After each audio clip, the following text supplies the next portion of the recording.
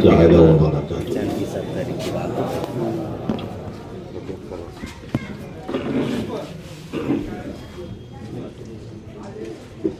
الحمد لله رب العالمين والعاقبة للمتقين والصلاة والسلام على سيدنا محمد وآله وأصحابه أجمعين. أما بعد، فأعوذ بالله من الشيطان الرجيم. بسم الله الرحمن الرحيم.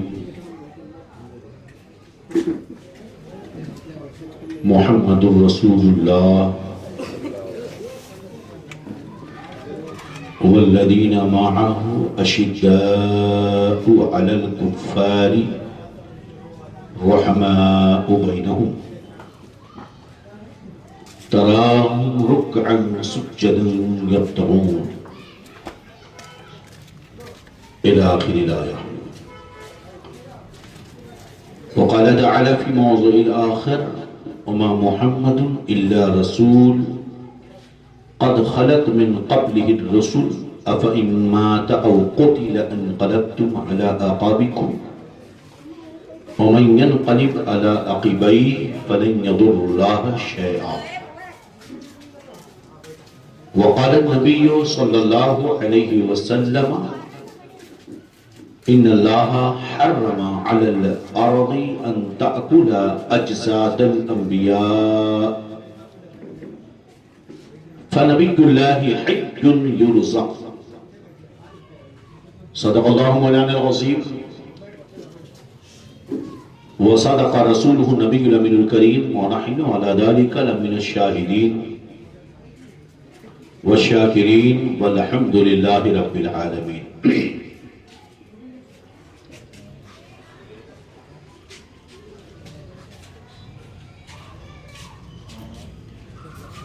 محمد کی محبت دین حق کی شرط اول ہے.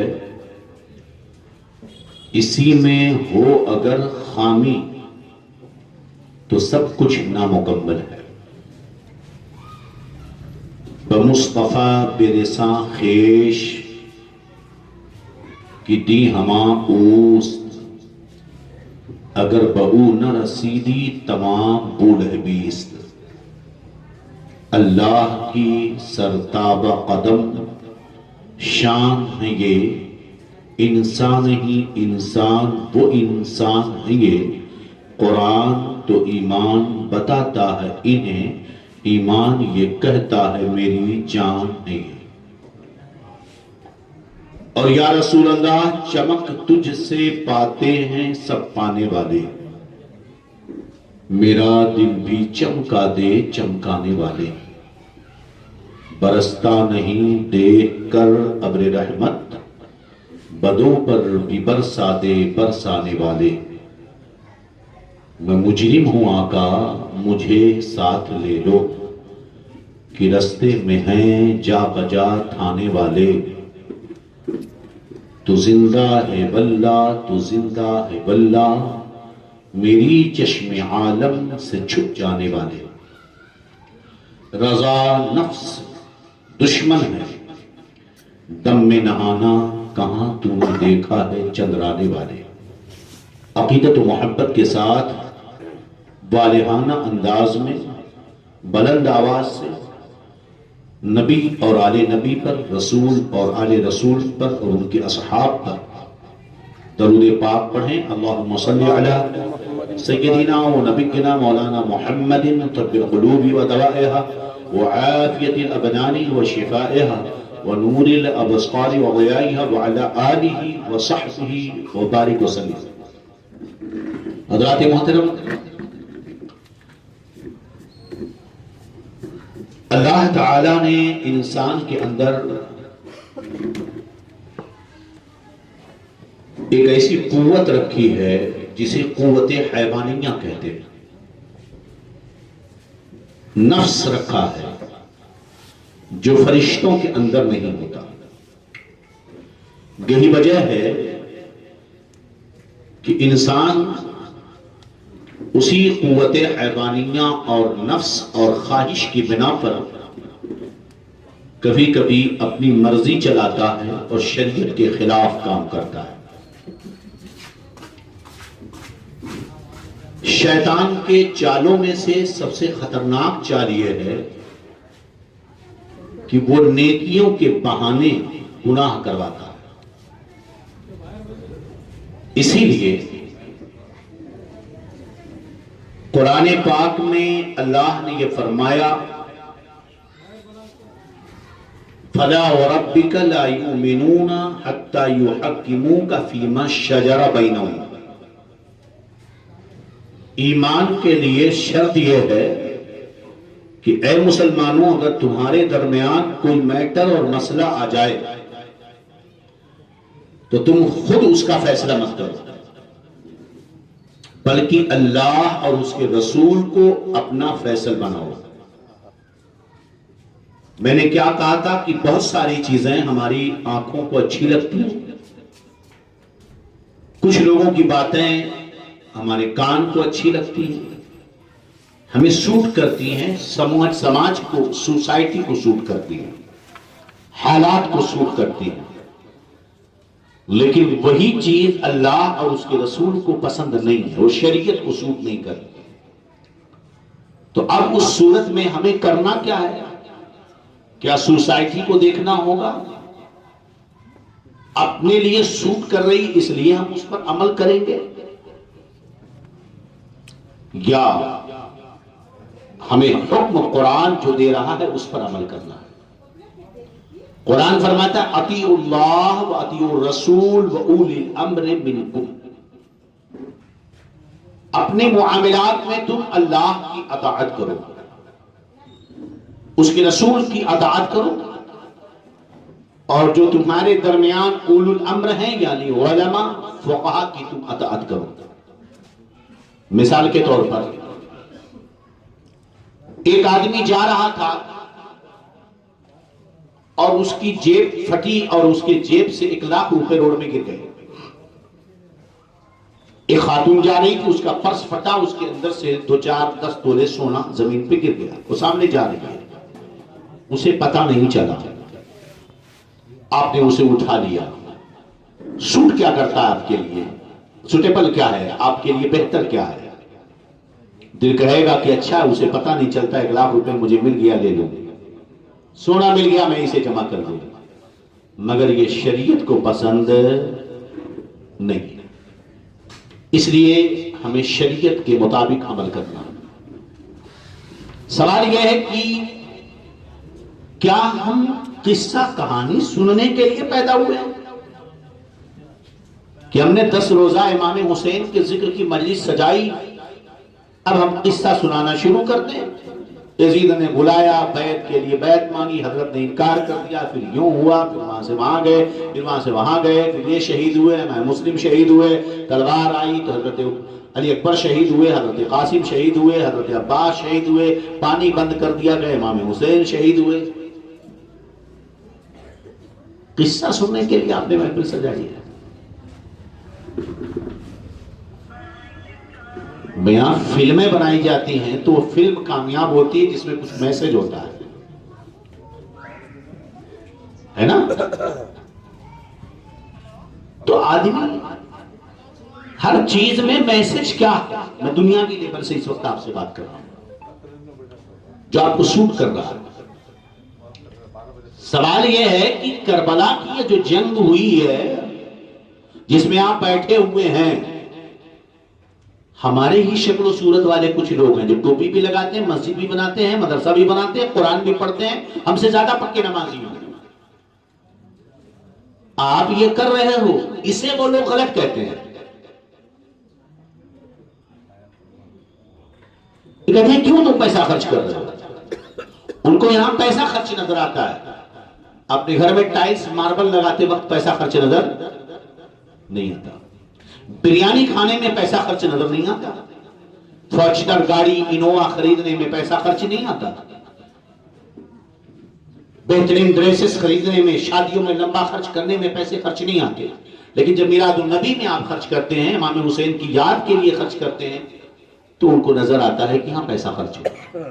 اسے سمجھ میں آتا ہے کہ وہ کسی نہ کسی بہانے سے اس کو روکنا چاہتے. کیوں روکنا چاہتے میں پوچھتا ہوں. کیا اس میں ہو رہا ہے؟ کیا یہاں ڈھول بج رہی ہے؟ جو بھنگی قسم کے لوگ ڈھول بجا رہے ہیں ہم تو اس کے خلاف ہیں.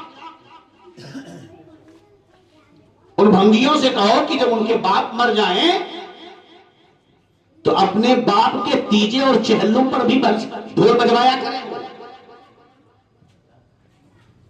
اپنے گندے منہ سے اعلیٰ حضرت کا نام مت لے. وہ فتاوی رضویہ کا نام مت لیں. ایسے لوگوں کو حق نہیں ہے فتاوی رضویہ کا نام لینے کا.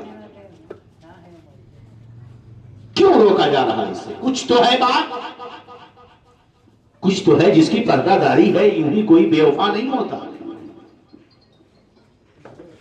لہذا ہم قصہ گو نہیں ہیں کہ آپ کو کس سے سناتے ہیں. تاریخ کربلا اس کی اصل یہ ہے کہ نبی کا نائب کون ہوگا، خلافت کا حقدار کون ہوگا. تو صاف مطلب ہے کہ جو شریعت کا پابند دیندار ہوگا، جو احکام شرعیہ کا ماننے والا ہوگا، ایمان والا ہوگا، وہی نبی کی خلافت کا حقدار ہوگا. وہی خلافت کی کرسی برداشت کر سکے گا، اٹھا سکے گا. یزید اس لائق نہ تھا. آج کچھ لوگ کہتے ہیں کہ بھئی مجلس سجی ہے. میں تقریر کر رہا تھا، مجلس سجی ہے. میں پہلے کوئی ایسا کہے میں سمجھا دیتا ہوں انہیں بھی پیار سے کہ بھئی حسین کی مجلس سجی، آپ کیا بولے جا رہے ہیں؟ مجلس سجی ہے حسین کی، بات کچھ اور ہو رہی ہے. میں نے کہا کہ حسین کے وقت اگر آپ ہوتے تو آپ کیا کہتے ہیں؟ بھئی یزید خلیفہ بن گیا، بن جانے تو حسین تم نماز پڑھو، اللہ اس کے رسول کی باتیں سناؤ، لڑنے کیوں چلے گئے؟ اگر آج کے ایسے لوگ وہاں ہوتے تو ایسی بات کہتے.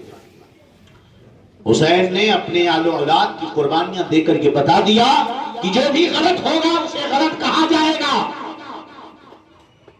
جو خلاف شرع، جو دین میں خود برد کرے گا اس کا رد کیا جائے گا.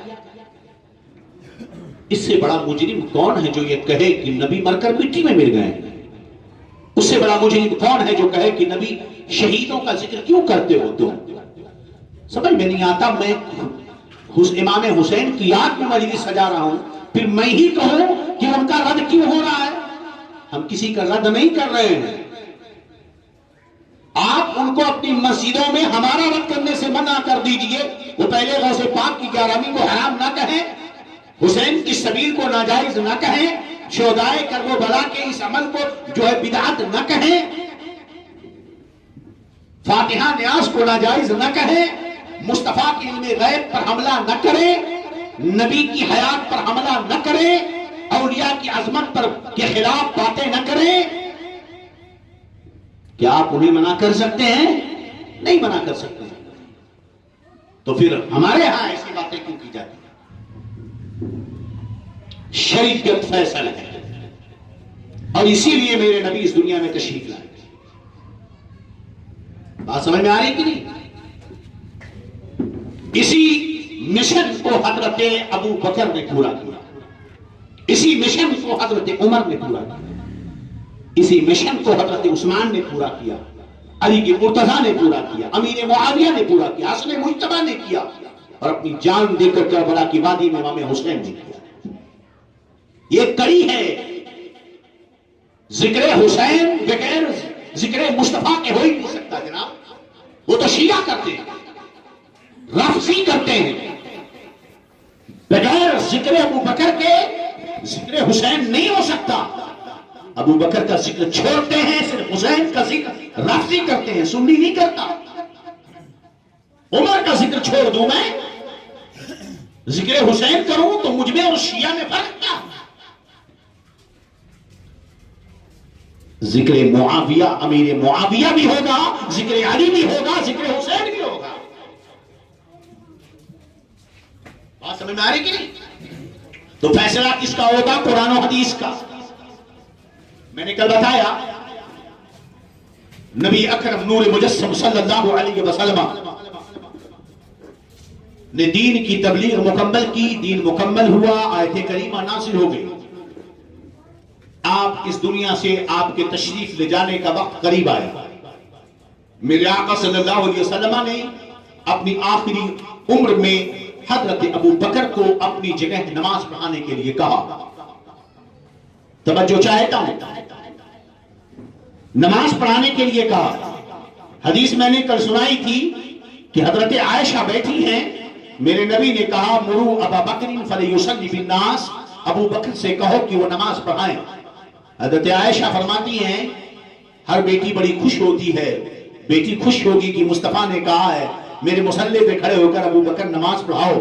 مگر عائشہ فرماتی ہیں ام المومنین یا رسول اللہ میرے ابا نرم دل کے ہیں، آپ کی جگہ مصلی پہ کھڑے نہیں ہو سکتے، آپ عمر کو کہہ دیجئے نماز پڑھانے کے لیے، کسی اور کو کہہ دیجئے نماز پڑھانے کے لیے. ایک بار حضرت عائشہ نے عرض کی، میرے نبی نے دوبارہ ریپیٹ کیا وہی جملہ، ابو بکر سے کہو کہ وہ نماز پڑھائے. حضرت عائشہ نے پھر ایک عرض کی، حضور ابا نرم دل ہیں، کسی اور کو کہیں.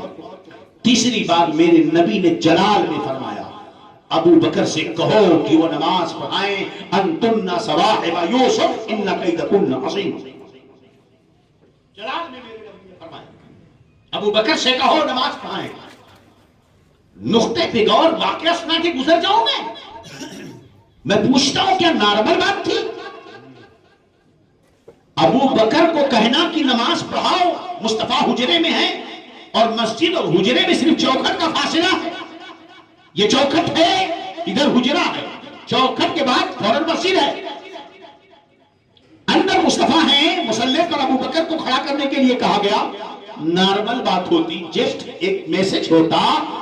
تو جب حضرت عائشہ نے کہا کہ ابا کے علاوہ کسی اور کو کہو، پہلی بار میرے نبی نے نہیں سنا، دوبارہ حضرت عائشہ نے کہا نارمل بات ہوتی تو میرے نبی مان جاتے. مگر نبی جلال میں آتے ہیں اور کہتے ہیں نہیں، ابو بکر ہی پڑھائے گا، ابو بکر ہی پڑھائے گا. میں ان فرضی مولائیوں اور رافضیوں کے کتوں سے کہنا چاہتا ہوں، تاریخ میں پورے ذخیرہ کو اٹھاؤ، جملہ ائمہ محدثین کو اٹھاؤ، فقہا کی کتابوں کو چھانو، قرآن کی ساری تفاسیر کو جمع کر لو، تمام کتب لائبریری کی کتبوں کو جمع کر لو، اور ان فرضی مولائیوں سے اور ان رافضیوں سے بدر الدین احمد قادری یہاں سے چیلنج کرتا ہے، کوئی ایک روایت بھی بتا دو جس میں مصطفیٰ نے یہ کہا ہو عمر تم نماز پڑھا دو، عثمان تم نماز پڑھا دو، یا علی تم نماز. ایک روایت دکھا دو اور پھر نہ پڑھانے پر سختی کرنا کہ ابو بکر ہی پڑھائیں گے. میسج کچھ تھا خاص، اس حکم میں کچھ معاملہ تھا، گویا کہ دنیا کو یہ بتایا جائے کہ میرے بعد میرے مصلی پر اگر کوئی کھڑا ہوگا تو عمر نہیں کھڑا ہوگا، عثمان نہیں کھڑا ہوگا، علی نہیں کھڑے ہوں گے، کھڑا اگر کوئی ہوگا تو ابو بکر کھڑا ہوگا. اتنی ہی نہیں، ہم اندھے کو اس کے گھر تک پہنچانا جانتے ہیں. ایک دن مصلی پر ابو بکر پہنچنے میں لیٹ ہو گئے، امام صاحب دیر کر دیے. اب کون کھڑا ہو مصلی پر؟ حضرت عمر آگے بڑھے کہ میں کھڑا ہو جاؤں مصلی پر. میرے نبی حجرے میں ہیں، وہیں سے فرمایا لا لا لا، نو نو نو، لا، نہیں نہیں نہیں، یا واللہ والمسلمون الا ان يكون ابا بکر فليصلي الناس ابا بکر. عمر نہیں، عمر نہیں، عمر نہیں. مسلمان اور اللہ ابو بکر کے علاوہ اس وقت کسی کو پسند نہیں کرتے کہ مصلی پہ کھڑا ہو. اگر کوئی کھڑا ہوگا تو ابو بکر کھڑا ہوگا. میں کہتا ہوں اتنی امپورٹنٹ کیوں دی گئی، اتنی سختی کیوں کی گئی؟ 1.25 لاکھ صحابہ نے ابو بکر ہی پڑھائے نماز، اس حکم میں اتنی سختی کیوں؟ اس لیے کہ اللہ اور مسلمان یہی چاہتے ہیں کہ مصطفیٰ کے بعد اگر اس مسلح پہ کوئی کھڑا ہوگا تو ساری جماعت صحابہ میں ابو بکر یہ جو کھڑا ہوگا. یہاں مسلح پہ جب ابو بکر کھڑا ہوگا تو خلافت پر ابو بکر کے علاوہ کون آئے؟ خلافت پر ابو بکر کے علاوہ کون آئے؟ مجھے تو میں چیلنج کرتا ہوں ان سارے بھنگیوں کو، یہ جتنے رافضی ہیں. اللہ اکبر.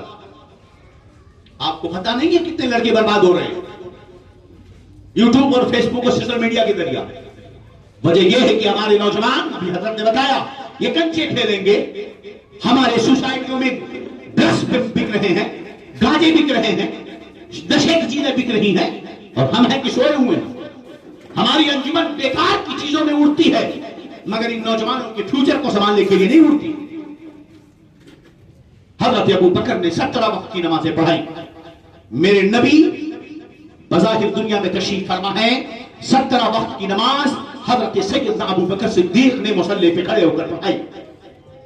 دوسرے وقتوں میں عبد الرحمن ابن عوف اور کچھ لوگوں نے 1-2 وقتوں میں کسی سفر میں نماز پڑھائی ہے، لیکن اتنی تاکید کے ساتھ کہ ابو بکر اگر نہیں ہے، عمر بن رہے ہیں، تو مصطفیٰ کہتے نہیں، ابو بکر ہی پڑھائے گا نماز. بات سمجھ میں آ گئی؟ میرے نبی اب اس دنیا سے تشریف لے جانے والے ہیں، دنیا سے. کہاں تھے میرے نبی؟ آخری عمر میں میرے نبی کہاں تھے؟ میرے نبی حضرت عائشہ کے حجرے میں تھے. حجرہ مینس، ڈکشنری عربی کو اٹھاؤ، حجرہ مینس کمرہ. روم کسے کہتے ہیں جس کا فاؤنڈیشن ہوتا ہے؟ روم کسے کہتے ہیں جس کے چاروں طرف دیوار ہوتی ہے؟ روم کسے کہتے ہیں جس میں ایک ڈور ہوتا ہے؟ روم کسے کہتے ہیں جس پر ایک چھت ہوتی ہے؟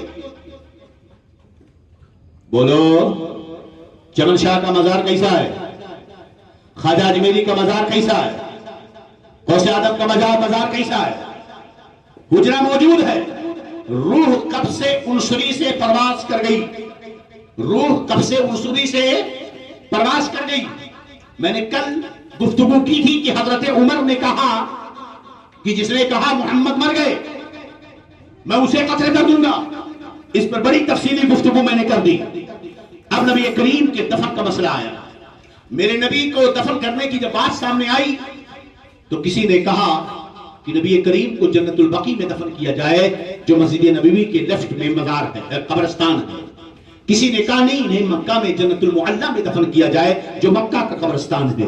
کسی نے کہا نہیں، میرے نبی کو بیت المقدس میں دمشق وہاں پر دفن کیا جائے، فلسطین کے اندر انبیاء وہیں پر مدفون ہیں. حضرت ابو بکر کھڑے ہوئے، ارشاد فرمایا جس جگہ میں نے سرکار سے سنا ہے کہ نبی جس جگہ انتقال کرتا ہے اسی جگہ اس کی قبر بنائی. حضرت علی کھڑے ہوئے، انہوں نے فرمایا دنیا میں اس سے افضل و بہتر کوئی جگہ نہیں جہاں نبی انتقال کرتا ہے، اس لیے نبی کی قبر حضرت عائشہ کا حجرہ ہوگا. آئے ہے قربان عائشہ کی شان. کون عائشہ؟ میں نے کل بتایا کہ مسواک آخری عمر میں کوچ کر حضرت عائشہ نے میرے نبی کے منہ میں ڈالا. جب روح جسم سے جدا ہوئی تو اس وقت میرے نبی کا چہرہ حضرت عائشہ کے سینے اور گلے کے درمیان میں تھا. کون عائشہ؟ میرے نبی نے تمام 9 بیویاں تھیں، سارے ازواج سے کہہ دیا کہ میں اب کسی کے یہاں نہیں رہوں گا، میں اپنا آخری وقت اگر کسی کمرے میں گزاروں گا تو عائشہ کا کمرہ ہوگا. ارے جسے مصطفیٰ پوری زندگی اپنے ساتھ رکھتے رہے، جس سے بے گناہ محبت کرتے رہے، اور محبت کی حد تو یہاں ہو گئی میرا کہ دفن بھی ہو رہے ہیں تو عائشہ کے حجرے میں ہو رہے ہیں. یہ مقام ہے عائشہ کا، ام المومنین کا، کہ دفن بھی ہو رہے ہیں تو انہی کے حجرے میں ہو رہے ہیں. اب بولو، دفن سے پہلے حجرہ گرایا گیا. چیلنج ہے سارے تبلیغیوں کو میرا، کوئی حدیث ہو تو دکھا دو کہ حضرت علی کو مصطفیٰ نے کہا تھا جاؤ ساری قبروں کو توڑ دو، سارے قبروں کو اکھاڑ دو. میں پوچھتا ہوں علی نے اس کمرے کو کیوں نہیں توڑا جس میں مصطفیٰ کو دفن کیا جا رہا تھا؟ اس حجرے کو کیوں نہیں علی نے توڑا؟ یہاں تو قبر بعد میں بن رہی ہے، مزار پہلے سے تیار تھا. اگر قبر پہ کرنا جسے ہم مزار کہتے ہیں، قبہ کہتے ہیں، یہ شرک ہوتا، حرام ہوتا، بدعت ہوتا تو ابو بکر وہاں ہرگز دفن ہونے نہیں دیتا، علی ہرگز وہاں دفن ہونے نہیں دیتے، پہلے اس کمرے کو توڑا جاتا پھر نبی کو دفن کیا جاتا وہاں۔ آج تم نے شریعت سمجھی ہے، 1400 سال کے بعد صحابہ نے نہیں سمجھی تھی شریعت، آج تم نے مسئلہ سمجھا قرآن و حدیث کا، ابو بکر کو نہیں سمجھ میں آیا، عمر کو سمجھ میں نہیں آیا، علی کو سمجھ میں نہیں آیا، سوالات صحابہ کو سمجھ میں نہیں آیا، آج دیوبند والوں نے سمجھا ہے، ان سلفیوں نے سمجھا دین کو اسلام کو، میرے نبی کو وہیں پر دفن کی تیاری۔ اب اس کے بعد نبی اکرم صلی اللہ علیہ وسلم کہ نماز جنازہ اور غسل کی بات شروع ہوئی، سوال یہ پیدا ہوا کہ نبی کریم کو غسل دیا جائے کہ نہ دیا جائے، پانی کا اہتمام کیا گیا، حضرت عباس ہیں، خاندان کے لوگ ہیں، حضرت علی ہیں، فضل بن عباس ہیں، قسم بن عباس ہیں، زید بن حارثہ ہیں، سارے لوگ موجود ہیں۔ اتنے میں ایک آواز آئی، اللہ کے نبی کو غسل دینے کی ضرورت نہیں، وہ اللہ کے نبی ہے، پاک ہیں، صاف ہیں۔ کتنی اچھی بات ہے، ہائے ہائے ہائے، ہے نا؟ اچھی لگ رہی کانوں کو نہیں؟ اچھی لگ رہی کہ نہیں لگ رہی؟ اللہ کے نبی پاک ہیں، اللہ کے نبی صاف ہیں، اللہ کے نبی ہیں، ان کو نہلانے کی ضرورت نہیں۔ کتنی اچھی بات ہے۔ حضرت عباس فرماتے ہیں آواز کس نے دیا معلوم ہے، پتا ہے، خبر ہے، مگر یہ تو خبر ہے نا کہ مصطفیٰ نے کہا کہ جو انتقال کرے اسے غسل دیا جائے، یہ شریعت موجود ہے کہ جو انتقال کرے اسے غسل دیا جائے۔ حضرت عباس فرماتے ہیں ایک ایسی آواز جس کے بولنے والے کا ہمیں پتہ نہیں ہے، ایسی مجہول بیکار بات پر ہم توجہ نہیں دیں گے، نبی کا حکم ہے کہ انہیں غسل دیا جائے تو ہم غسل دیں گے۔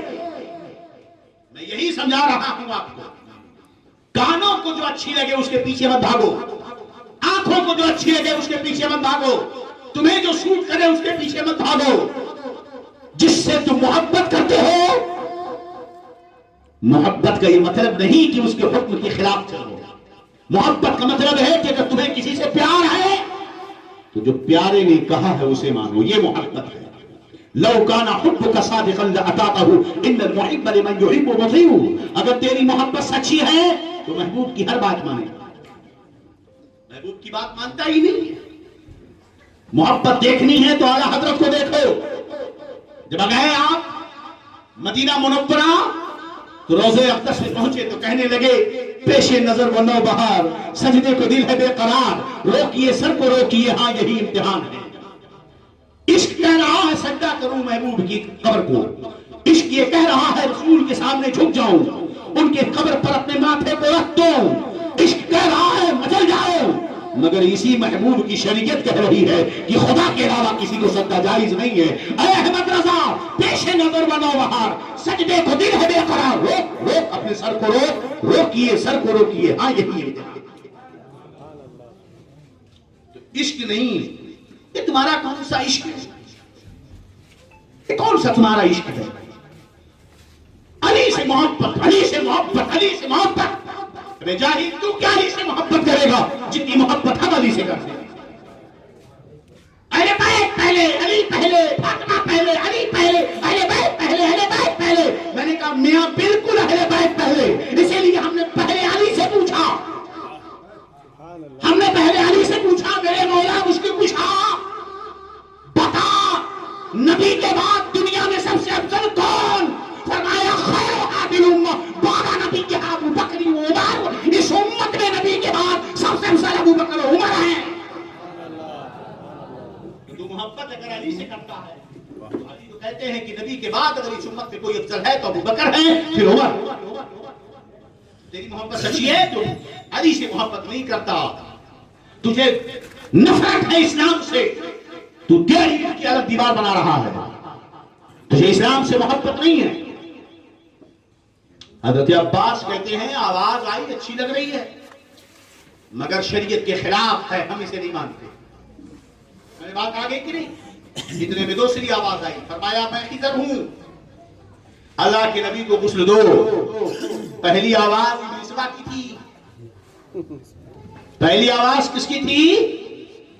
ایسے ہی تمہارے بیچ میں کوئی ابلیس آتا ہے، کہتا ہے یوم غدیر، عید غدیر، عید غدیر. ارے غدیر کا مطلب تو بتا دے مجھے. تیری ساتھ پشتے غدیر کا مطلب نہیں بتا پائیں گی. یہ غدیر ہے کیا؟ عید غدیر، عید غدیر. تم نہیں جانتے اس کے پیچھے ان کی چالیں کیا ہیں. کوا کان لے گیا ہمارے نوجوان، عید غدیر، عید غدیر، عید غدیر. اس آپ اسٹیٹس لگاتے ہو، ان کو مشہور آپ کرتے ہو، ایسے جاہلوں کی بڑھ کی طرف توجہ نہیں دیتے. خضر فرماتے ہیں اللہ کے نبی کو غسل دو. چنانچہ غسل کا اہتمام کیا جانے لگا. پھر سوال پیدا ہوا، کپڑا اتارا جائے یا نہ اتارا جائے؟ ہے کہ خضر نے فرمایا، آواز آئی میں خضر بول رہا ہوں، اللہ کے نبی کے کپڑے نہ اتارے جائیں، انہی کپڑوں میں انہیں غسل دے دیا جائے. حضرت عباس، فضل بن عباس، قسم بن عباس، حضرت علی، ان سارے لوگوں نے پانی کا اہتمام کیا اور میرے نبی کو غسل دیا. حضرت علی نے نبی کریم کے ناف پر پانی رکا ہوا تھا، حضرت علی نے بڑھ کر اس پانی کو چوس کر پی لیا. ارشاد فرماتے ہیں اس پانی کے قطرے کی برکت ہے کہ میرا علم اتنا زیادہ ہو گیا، اتنا زیادہ ہو گیا کہ کوئی بھی مسئلہ مجھ سے پوچھ لو میں اس کا جواب دے دوں. نبی کریم کو قبر انور میں اتارا. اتارنے کے لیے حضرت فضل بن عباس، قسم بن عباس کے لوگ قبر کے اندر اترے. نبی کریم کو قبر مبارک میں رکھا گیا اور اخیر میں حضرت قسم بن عباس فرماتے ہیں کہ سب سے اخیر میں باہر نکلنے میں تھا. جب نکلنے لگا میرا دل مچلا اور میں نے سوچا کہ پھر سے میں ایک مرتبہ رسول اللہ کے چہرے کو دیکھ لوں. حضرت قسم بن عباس پلٹے، کفن کھولا، چہرے انور کی زیارت کی. نظر پڑی اچانک کی مصطفیٰ کے لب ہل رہے ہیں. ہائے ہائے، جس کو میرے رضا کہتے ہیں، پتلی پتلی گلے قدس کی پتیاں، ان لبوں کی نزاکت پہ لاکھوں سلام. لب ہل رہے تھے. حضرت قسم بن عباس فرماتے میں نے کان لگایا لب کو کہ سنو مصطفیٰ کیا کہہ رہے ہیں. کان لگایا تو آواز آ رہی تھی، رب امتی، رب امتی، رب امتی. آپ کہتے ہو کیوں بولتے ہو؟ کون سا درد میں بیان کروں؟ مدارج النبوہ میں شیخ محقق نے اس کو لکھا ہے. تم کس منہ سے شیخ محقق کی باتیں کرتے ہو؟ یا تو تم کہہ دو کہ شیخ عبدالحق کو ہم نہیں مانتے، مدارج النبوہ کو کہہ دو ہم نہیں مانتے. تبلیغی اسے مانتے ہیں، سلفی اسے مانتے ہیں، مگر اس بات کو نہیں مانتے. یہ تو شیعوں کی طرح حرکت ہوئی، یہودیوں کی طرح حرکت ہوئی. میرے حساب کی بات ہے تو مان لوں گا، میرے حساب کی نہیں تو نہیں مانوں گا. لب ہل رہے ہیں، رب امتی، رب امتی، رب امتی. ہائے ہائے، پیدا ہو رہے ہیں تو رب امتی. حضرت عائشہ فرماتی ہے کہ کئی بار رات میں اچانک اٹھتی، میرے پاس سرکار نہیں ہوتے، میں دیکھتی کمرے کے کونے سے سسکنے کی، رونے کی آواز آتی. میں دیکھتی کہ سرکار مصلی لگا کر سجدے میں گرے ہیں اور رو رہے ہیں دار و قطار، رب امتی، رب امتی، رب امتی. اے اللہ میری امت کا معاملہ میرے حوالے کر دے. یہ امت گنہگار، اگر اس کا حساب لینے پہ تو آیا ہو تو کسی کا بیڑا پار نہیں ہوگا. اے میرے مولا میری امت کا معاملہ میرے حوالے کر دے. راتوں رات مصطفیٰ جب کر کے روتے تھے، آنسو بہتے، داڑھی مبارک تر ہو جاتی، دامن بھیگ جاتا. زندگی بھر رب امتی کہتے رہے. قسم بن عباس کہتے ہیں کہ قبر میں بھی رب امتی کہہ رہے تھے. اعلیٰ حضرت اسی کو تو فرماتے ہیں، اشک شبر انتراز دزارے افو امت میں بہے، میں فدا اور چاندیوں اختر شماری واہ بیا. تمہارے ہی لیے تھا اے گنہگاروں سیاکاروں یہ شب بھر جاگنا اور رات بھر رونا محمد کا. درد نہیں ہوگا مجھے؟ آپ کو نہیں ہونا چاہیے درد کہ جو نبی ایک ایک لمحہ ہمیں یاد کرتا ہو، آج اسی کی یاد کی مجلس کو شرک کہا جا رہا ہے. جو نبی ہر لمحہ ہمیں یاد کرتا ہو، آج اسی کے میلاد کی محفل کو بدعت کہا جاتا ہے. ہم سے دلیلیں مانگ رہے ہو، ثبوت دو کس نے میلاد بنایا. ارے نالائقو، شرم نہیں آتی؟ میں اپنے نبی کا چرچا کروں اس کے لیے مجھے ثبوت دینا پڑے گا. میں اپنے نبی کے کمالات بیان کروں تو ثبوت دوں تم کو؟ میں ان کا کلمہ پڑھتا ہوں، میں ان کا امتی ہوں، ان کی تعریف کرنے کے لیے تمہیں ثبوت دوں، ان کا ذکر کرنے کے لیے تم کو دلیل دوں، ان کی عظمتیں بیان کرنے کے لیے تم کو دلیل دوں، ان کے نام کی محفلیں سجانے کے لیے تم کو دلیل دوں؟ نہیں دیتا دلیل، میں نہیں دیتا دلیل۔ وہ میرا نبی ہے، میں اس کا امتی ہوں، میرا حق ہے کہ میں اس کا چرچا کرتا رہوں، اٹھتے بیٹھتے چلتے پھرتے ہر وقت میں اس کا ذکر کرتا رہوں، یہی امتی پر واجب و ضروری ہے۔ سبحان اللہ، سبحان اللہ۔ دلیلیں مانگتے ہو، شرم نہیں آتی؟ اگر وہ چاہے تو بخشے جاؤ گے، اگر وہ روح جائے تو بیڑا پار ہوگا۔ ارے ان کو مان لو، کہو آنے دو یاد دو، اب تو تمہاری جانب کشتی تمہیں پہ چھوڑی، لنگر اٹھا دو۔ سبحان اللہ، سبحان اللہ۔ انہیں جانا، انہیں مانا، نہ رکھا غیر سے کام۔ للہ الحمد، میں دنیا سے مسلمان گیا، آج لے ان کی پناہ، آج مدد مانگ ان سے، پھر نہ مانیں گے قیامت میں اگر مان گیا۔ تم کلمے پڑھتے رہو، تم روزے رکھتے رہو، تم دین کی باتیں کرتے رہو، اور اس کے ساتھ یہ بھی کہو کہ نبی تو ہماری طرح مر گئے۔ ارے اگر تمہاری طرح مر گئے تو تم امتی کیسے ہوا اور نبی کیسے ہو گئے؟ کیسے؟ وہ نبی اور تم امتی، اور کہتا وہ ہماری طرح مر گئے۔ جیسے سب کی قبر کی زندگی ویسے نبی کی قبر کی زندگی ہے، پھر تجھ میں اور امتی میں، نبی میں فرق کیا رہا؟ فرق تو ہونا چاہیے امتی اور نبی میں۔ میرے آقا اس دنیا سے تشریف لے گئے اور میرے آقا قبر انور میں زندہ ہے۔ یاد رکھنا شہیدوں کی طرح زندہ نہیں ہے، یاد رکھنا وہ قبر والی زندگی نہیں ہے، یاد رہے کہ وہ برزخ کی زندگی نہیں ہے، بلکہ میرے نبی اپنے قبر مبارک میں زندہ ہیں، حیات حقیقی دنیاوی جسمانی زندگی کے ساتھ۔ تمہیں بڑی تکلیف ہے اعلیٰ حضرت سے؟ تمہیں بڑی تکلیف ہے تو اعلیٰ حضرت سے تو میں تمہیں بتا دوں، ماشاءاللہ یہ ہے شیر رضا حضرت علامہ حافظ نور محمد صاحب، ماشاءاللہ مسلک اعلیٰ حضرت کے بات کا ایمان اللہ سلامت رکھے، حفاظت فرمائے، ماشاءاللہ۔ درود شریف پڑھنے اللہم صلی علی سیدنا ونبینا مولانا محمد طب القلوب ودوائها وعافیة الابدان وشفائها ونور الابصار وضیائها وعلى آلہ وصحبہ وبارک وسلم، صلاۃ وسلام علیک یا رسول اللہ صلی اللہ تعالی علیہ وسلم۔ دل کے پھپھوڑے جل گئے سینے کے داغ سے، اس گھر کو آگ لگ گئی گھر کے چراغ سے۔ میرے نبی اس دنیا سے تشریف لے گئے اور کہا گیا کہ وہ مر گئے۔ نبی اپنی قبر انور میں حیات حقیقی کے ساتھ، دنیاوی زندگی کے ساتھ زندہ ہیں۔ بولو کیسے زندہ ہیں؟ دنیاوی زندگی کے ساتھ نبی اپنے قبر میں زندہ ہیں۔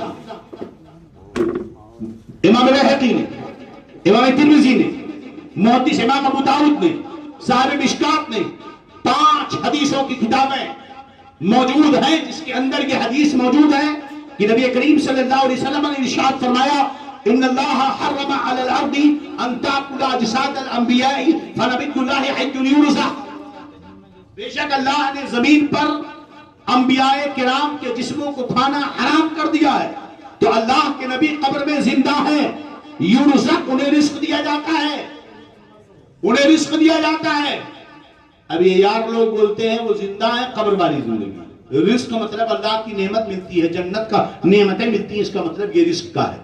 ہم نے کہا تم نے آج سمجھا ہے، میں تمہیں پھر چیلنج کرتا ہوں، تمام فرقہ باطلہ کو جو اپنے آپ کو بریلوی مقلِ فکر سے الگ سمجھتے ہیں اور اپنے آپ کو کہتے ہیں قرآن و حدیث کو ماننے والے ہیں، میں ان سب کو چیلنج کرتا ہوں، ذرا پورے ذخیرے کتب کے اندر ایک محدث، کسی ایک فقیہ، کسی ایک امام کا قول دکھا دو جس نے یہ کہا ہو کہ ان کی قبر کی زندگی،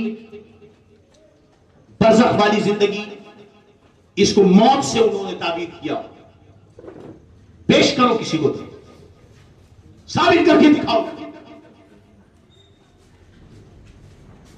امام احمد رضا سے پہلے مصطفیٰ جان رحمت صلی اللہ علیہ وسلم کی حیات طیبہ کے بعد، ظاہری حیات طیبہ کے بعد 1300 سال گزرے، 13 صدیوں تک، 11-12 صدیوں تک ہندوستان کی سرزمین پر 11ویں 12ویں صدی میں ایک عالم ربانی کا وجود ہوا جسے سلفی جماعت کے لوگ بھی مانتے ہیں، جسے تبلیغی جماعت کے لوگ بھی مانتے ہیں، جسے ہم بھی مانتے ہیں، اس ذات کا نام محقق الاطلاق حضرت علامہ شیخ عبدالحق محدث دہلوی علیہ رحمت و رضوان ہے۔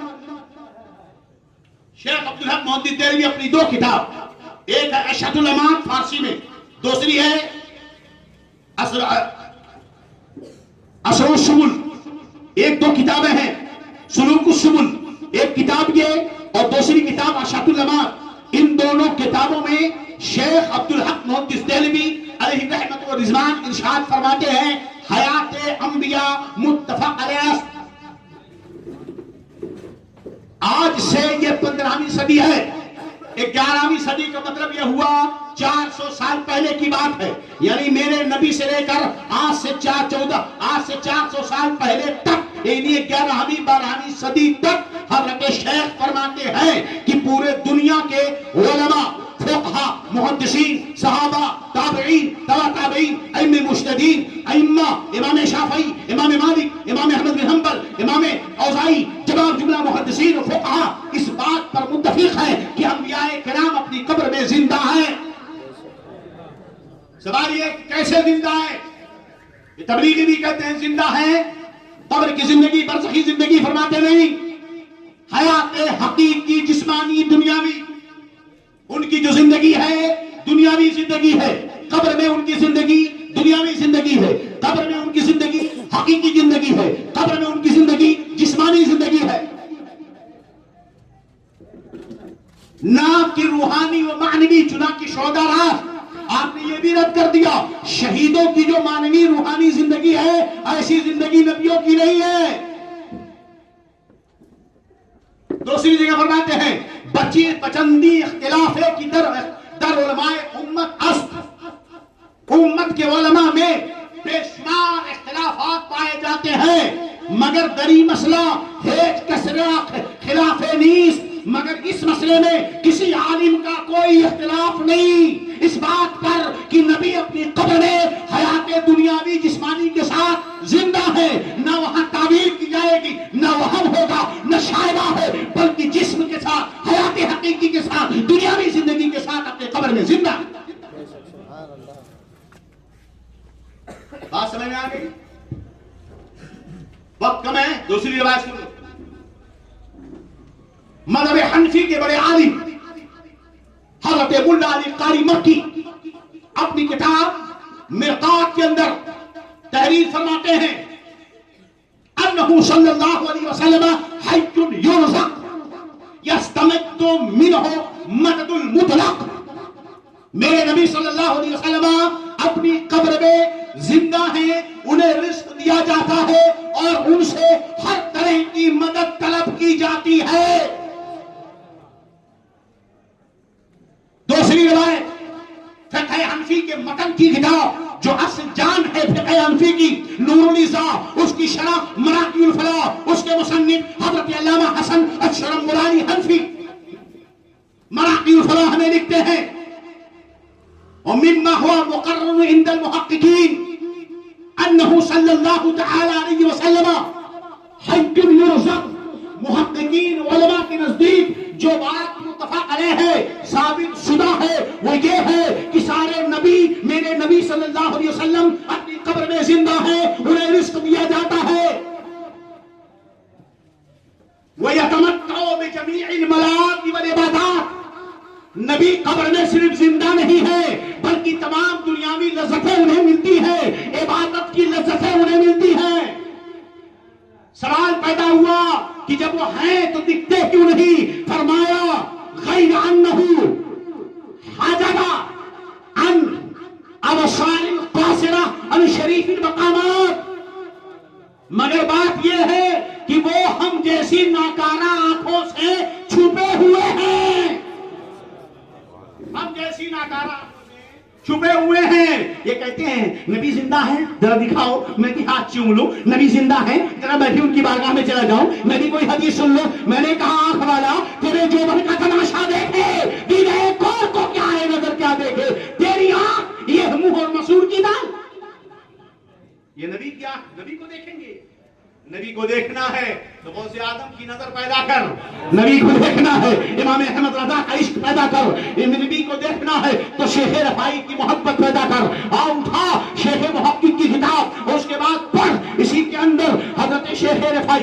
علیہ رحمت و رضوان جب حج کے لیے گئے، مکہ کا طواف کیا، کعبہ کا طواف کیا، حج پورا کیا، اب مدینہ جا رہے ہیں، مدینہ جانے میں راستے میں شعر پڑھ رہے ہیں، فی حالت الموت کنت روحی مرسلھا وہی تتقبل ید وجنابتی، اے یا رسول اللہ جب میں دور تھا اپنی روح آپ کے روزے پر بھیجتا تھا، میری روح میری نائب بن کر آپ کے قبر کو چومتی تھی، فی حالت اشباہ کنتو، میں اب اس وقت میں خود حاضر ہوں، حمد یدا کا کئی حتی بہا شفتی، اے آقا ہاتھ نکالیے، اے آقا ہاتھ نکالیے قبر انور سے تاکہ میرے ہونٹ آپ کے ہاتھ کو چوم لے۔ روایت موجود ہے ہمارے علماء کے بیچ میں حضرت رسول اللہ صلی اللہ علیہ وسلم نے قبر انور سے ہاتھ باہر نکالا، شیخ رفاعی نے مصطفیٰ کے دست پاک کو چوما ہے، مصطفیٰ کے ہاتھ کو چومنا ہے تو رفاعی کی نظر پیدا کر، مصطفیٰ کو دیکھنا ہے، امام احمد رضا کی نظر پیدا کر۔ وہ یہ کہتے ہیں جو تیرے در سے آپ پھرتے ہیں در بدریوں ہی پھار پھرتے ہیں، کوئی کیوں پوچھے تیری بات رضا تجھ سے کتے ہزار۔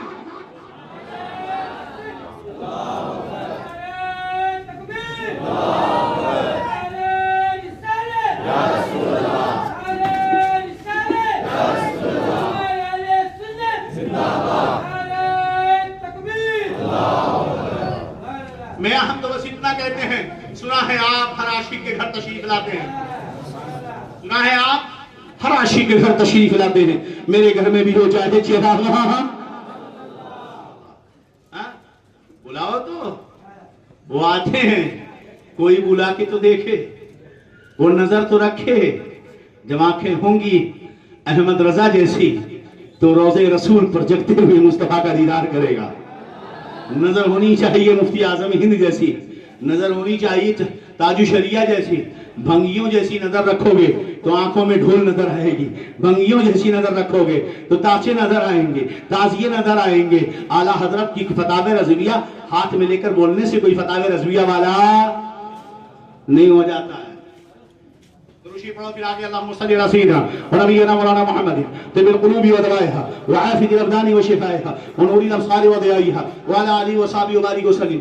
میرے دوستوں، میرے آقا صلی اللہ علیہ وسلم اپنے قبر انور میں حیات حقیقی کے ساتھ زندہ ہیں، اور حضرت علامہ حسن شرم بلالی حنفی جن کی متن کتاب ہے نور الرضا، نور الرضا کی شرح پوری مذہب حنفی کی اصل متن دو کی کتابیں ہیں، ایک قدوری ہے، دوسری نور الرضا ہے جو درس نظامی میں چلائی جاتی ہے۔ یہ دونوں کتابیں تبلیغیوں کے مدرسے میں پڑھائی جاتی ہیں، دارالعلوم دیوبند میں پڑھائی جاتی ہیں، سہارنپور میں پڑھائی جاتی ہیں، جتنے ان کے مدرسے ہیں سب میں پڑھائی جاتی ہیں، ہمارے مدرسوں میں پڑھائی جاتی ہے۔ اس کی شرح مراقی الفلاح اور معاد تحتاوی ان کے مدرسوں میں پائی جاتی ہے، ان کے لائبریریوں میں پائی جاتی ہے، ہماری لائبریری میں پائی جاتی ہے۔ ارے کم سے کم یہ چگدے کے شور میں اپنے مولویوں سے بات تو کر لیتے کہ ان کی کتابوں میں ہمارے مذہب کی ائمہ کی کتابوں میں کیا لکھا ہے۔ ہمارے مذہب کے ائمہ یہ کہتے ہیں نبی زندہ ہے، ملاذ عبادت کے ملاذ بھی جو دنیا کی لذت ہے بھی عبادت کی لذت بھی وہ پاتے ہیں، رہا ہم دیکھ نہیں پاتے، تو اس کی وجہ یہی ہے کہ اعلیٰ حضرت فرماتے ہیں تو زندہ ہے واللہ، تو زندہ ہے واللہ، میری چشم عالم سے چھپ جانے والے، چشم عالم سے چھپے ہوئے ہیں، پہلے وہ تو نظر پیدا کر، اگر نظر نہیں ہوگی تو پھر تو کیسے دیکھ سکتا ہے؟ میاں مصطفیٰ کی شان ہی کچھ ایسی ہے۔ نبی اکرم نور مجسم صلی اللہ علیہ وسلم کو قبر انور میں دفن کرنے سے پہلے نماز جنازہ کا مسئلہ جو سامنے آیا، اس سے پہلے نماز جنازہ میں مسئلہ کھڑا ہوا کہ نماز جنازہ ہوئی کیسے، بڑی تفصیل ہے مگر مختصر۔ ایک روایت کے مطابق یہ ہے کہ جیسے نماز جنازہ پڑھی جاتی ہے ایسے ہی نماز جنازہ پڑھی گئی، لوگ آتے رہے پڑھتے رہے، چونکہ خلافت کا کام چل رہا تھا۔ حضرت ابو بکر رضی اللہ عنہ جو ہے ایک انصار کے گھر، حضرت ابو سعد بن ابو عبادہ کے گھر موجود تھے، وہاں صحابہ موجود تھے، وہاں خلافت کی بات چل رہی تھی، گھر والے حضرت علی تھے اور دیگر صحابہ جو گھر کے تھے وہ ادھر اس کا کام کر رہے تھے۔ اس کے بعد جب معاملہ طے ہو گیا، لوگ میرے آقا کا نعش مبارک کفن کے ساتھ رکھا گیا، لوگ آتے رہے نماز جنازہ پڑھ کر جاتے رہے، آتے رہے پڑھ کے جاتے رہے، آتے رہے پڑھ کے جاتے رہے۔ مسئلہ یہ ہے کہ کسی آدمی کا نماز جنازہ ایک بار نہیں 100 بار پڑھا جا سکتا ہے، لیکن جو ولی ہے اگر وہ پڑھ لے گا گا تو پھر دوبارہ نہیں پڑھ سکتے ہو. لوگ آگے پڑھ کے جاتے رہے. چونکہ خلیفہ حضرت ابو بکر بنے اس لیے وہ آخر میں انہوں نے پڑھا. پھر میرے نبی کا جنازہ نہیں پڑھا گیا. ایک روایت یہ بھی پائی جاتی ہے مگر دوسری ایک روایت پائی جاتی ہے جس کے راوی حضرت عبداللہ ابن مسعود ہیں. یہ حدیث پاک ہے کہ عام لوگوں کے نماز جنازہ کی طرح میرے نبی کا نماز جنازہ نہیں ہوا. حضرت عبداللہ ابن مسعود فرماتے ہیں کہ نبی کریم صلی اللہ علیہ وسلم نے فرمایا جب مجھے غسل دے دیا جائے, کفن پہنا دیا جائے, پھر میرے جنازے کو رکھ دیا جائے, پہلے جبریل, میکائیل, اسرافیل اپنے لشکروں کے ساتھ آئیں گے, صلاۃ و سلام پڑھیں گے, چلے جائیں گے. پھر تم لوگ آنا, بچے آنا, جوان آنا, بوڑھے آنا, عورتیں آنا, میرے اوپر صلاۃ و سلام پڑھتے ہوئے چلے جانا. پھر جب سب لوگ صلاۃ و سلام پڑھ لیں گے پھر مجھے دفن کر دینا. چنانچہ ایک روایت حدیث پاک کی یہ ہے کہ اس طرح بھی میرے آقا پر درود و سلام پڑھا گیا. مگر چونکہ یہ حدیث سے ثابت ہے اس لیے ترجیح اسی کو دینی چاہیے کہ میرے نبی کا نماز جنازہ عام لوگوں کی طرح نہیں ہوا ہے بلکہ نبی پر صلاۃ و سلام پڑھا گیا اور اس کے بعد قبر انور میں میرے مصطفیٰ کو دفن کیا گیا. میں نے اعلائے اجلۂ علماء امت فقہاء محدثین کے اقوال پیش کر دیے. اب آپ کو ان پرانے جو پیچھے کے علماء ہیں جو سب کے مسلم الثبوت علماء ہیں ان کی باتیں ماننی ہیں. یہ آج اپنے بزنس کے لیے, اپنے کاروبار کے لیے, اپنی دوستی کے لیے آج کے ان چگدے شوروں کو ماننا ہے. فیصلہ آپ کو کرنا ہے. ہم آپ کو بتانے والے ہیں, آپ پر ڈنڈا لے کر سمجھانے والے نہیں ہیں. بس دعا کریں کہ اللہ تعالیٰ شہیدان کربلا کے صدقے میں حق پر بات پر عمل کرنے کی توفیق عطا فرمائے. مجھے حق بولنے کی, آپ کو حق سننے کی اور ہم سب کو اس پر عمل کی توفیق رفیق عطا فرمائے. بہرحال میرے نبی صلی اللہ علیہ وسلم دنیا سے تشریف لے گئے اور پورے صحابہ نے میرے ابو بکر صدیق کے ہاتھ پر بیعت کی. اس کے ہاتھ میں بیعت کی. معاملہ یہ ہوا کہ حضرت ابو بکر موجود, حضرت عمر موجود, صحابہ موجود ہیں. حضرت علی نبی کریم صلی اللہ علیہ وسلم کے ناش مبارک کے پاس غسل و کفن کا کام چل رہا ہے. حضرت ابو بکر صدیق رضی اللہ عنہ موجود ہیں. انصاری صحابی, ایک انصاری کھڑے ہوئے, انہوں نے کہا ایسا ہے نبی کریم صلی اللہ علیہ وسلم جب کسی کو کسی معاملے میں کھڑا کرتے تھے تو ایک مکہ سے آئے مہاجرین کو کھڑا کرتے تھے اور ایک انصار کو کھڑا کرتے تھے. اسی لیے نبی کریم کا خلیفہ جو ہوگا وہ ایک انصاری ہوگا, ایک مہاجر ہوگا, یعنی دو خلیفہ بنائے جائیں. یہ بحث چلتی رہی. اتنے میں حضرت زید بن حارثہ انصاری یہ کھڑے ہوئے اور کھڑے ہو کر انہوں نے کہا اے لوگوں سنو, نبی کریم مہاجرین میں سے تھے اس لیے خلیفہ نبی کا مہاجرین میں سے ہی بنے گا. ہم انصار ہمیشہ نبی کی مدد کرتے رہے ہیں, ایسے ہی ہمیشہ نبی کے خلیفہ کی بھی مدد کرتے رہیں گے. اس کے بعد آپ آگے بڑھے اور حضرت ابوبکر صدیق کا ہاتھ پکڑ کر کہا آپ ہمارے ذمہ دار ہیں, میں آپ کے ہاتھ پر بیعت کرتا ہوں, ہمارا معاملہ آپ کے سپرد ہے. چنانچہ جب حضرت زید بن حارثہ نے جو ہے بیعت کر لی, حضرت عمر نے بیعت کر لی, دیگر صحابہ جو موجود تھے سب کے سب ایک ایک کر کے بیعت کر لیے. سارے صحابہ نے حضرت ابو بکر کی خلافت پر بیعت کی. یہاں پر جب بیعت کر لی اب میرے ابو بکر کھڑے ہوئے منبر پہ, اونچائی پر کھڑے ہوئے, مجمع پہ نظر ڈالی, دیکھا عبداللہ ابن زبیر نہیں ہے. حضرت ابو بکر نے فرمایا کہاں ہے عبداللہ ابن زبیر؟ چنانچہ حضرت عبداللہ ابن زبیر کو بلایا گیا. فرمانے لگے کہ آپ میرے نبی کے پھوپھی کے بیٹے ہیں, آپ میرے ہاتھ پر ضرور بیعت کریں گے تاکہ مسلمانوں میں اختلاف نہ ہو. حضرت عبداللہ ابن زبیر نے کہا اے خلیفۃ المسلمین آپ فکر مت کریں, ہم آپ کے ساتھ ہیں. انہوں نے بڑھ کر میرے ابو بکر صدیق کی بیعت کر لی. اس کے بعد حضرت ابو بکر نے پھر دیکھا تو دیکھا کہ علی نہیں ہے. حضرت علی کو بلایا گیا, حضرت علی حاضر ہوئے. حضرت علی نے کہا اے ابو بکر قدمک رسول اللہ صلی اللہ علیہ وسلم فمن الذی یؤخرک, جب رسول اللہ نے آپ کو آگے بڑھایا ہے تو کس کی طاقت ہے جو پیچھے کر دے؟ جب رسول اللہ نے آپ کو بڑھایا ہے آگے. یہ سنو علی سے محبت کرنے والے فرضی مولائیوں, شیعہ رافضیوں, تمہاری محبت جھوٹی ہے. اگر تمہاری محبت سچی ہوتی تو علی کیا کہہ رہا ہے؟ علی کہہ رہے ہیں مولا مشکل کشا کہہ رہے ہیں اے ابو بکر قدمک رسول اللہ صلی اللہ علیہ وسلم فمن الذی یؤخرک. آپ کو جب رسول اللہ نے آگے بڑھایا ہے تو کون آپ کو پیچھے بڑھا سکتا ہے, پیچھے کر سکتا ہے؟ دوسری روایت میں ہے اے ابو بکر اللہ نے آپ کو ہمارے دین کے لیے چنا ہے تو دنیا کے معاملے میں ہم کیسے آپ کو چھوڑ سکتے ہیں؟ مصطفیٰ نے نماز کے لیے آپ کو چنا ہے تو دنیا کے معاملے میں آپ ہمارے خلیفہ ہیں. حضرت علی نے بھی حضرت ابو بکر صدیق کی بیعت کی. تمام صحابہ کے اتفاق سے, اجماع سے حضرت ابو بکر کی خلافت واقع ہو گئی. اور اجماع کا اختلاف کیا صحابہ کے اجماع کی خلاف ورزی کرنا یہ کفر ہے, اس لیے کہ اصول شریعت میں ایک اہم اصول ہے اجماع امت. لہذا اجماع امت کا انکار, وہ بھی صحابہ کے اجماع کا انکار, یہ ایمان سے خارج کر دیتا ہے بندے کو. لہذا جو ابو بکر کی خلافت کا انکار کرے گا وہ ایمان سے خارج ہو جائے گا.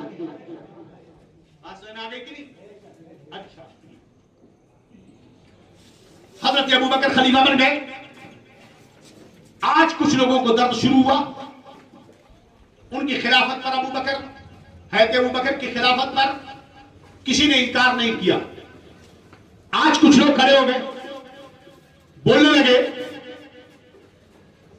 مولا مشکل کشا سب سے افضل, مولا مشکل کشا داماد پیغمبر, مولا مشکل کشا شیر خدا, خلافت پر غصب ہوا, حق تھا علی کا.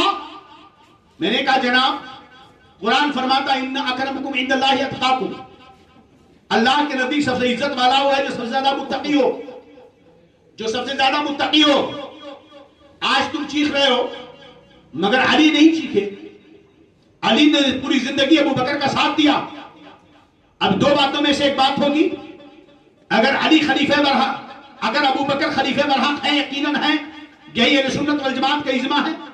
اور انبیاء اور رسول کے بعد مخلوق میں انسانوں میں سب سے افضل سیدنا ابو بکر صدیق ہیں, جسے خطبے میں پڑھا جاتا ہے افضل الخلق بعد الرسول سیدنا ابی بکر صدیق رضی اللہ تعالی عنہ.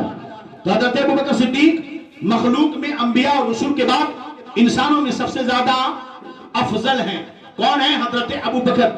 سوال یہ پیدا ہوتا ہے اگر ابو بکر, یقیناً ابو بکر افضل ہیں, تو اگر ان کی خلافت ثابت تو علی حق پر ہے, اور اگر ابو بکر صحیح خلیفہ نہیں تھے معاذ اللہ استغفر اللہ, توجہ چاہتا ہوں, اگر ابو بکر صحیح خلیفہ نہیں تھے معاذ اللہ استغفر اللہ, سوال پیدا ہوا کہ علی نے بیعت کیوں کی, علی نے خاموش کیوں رہے؟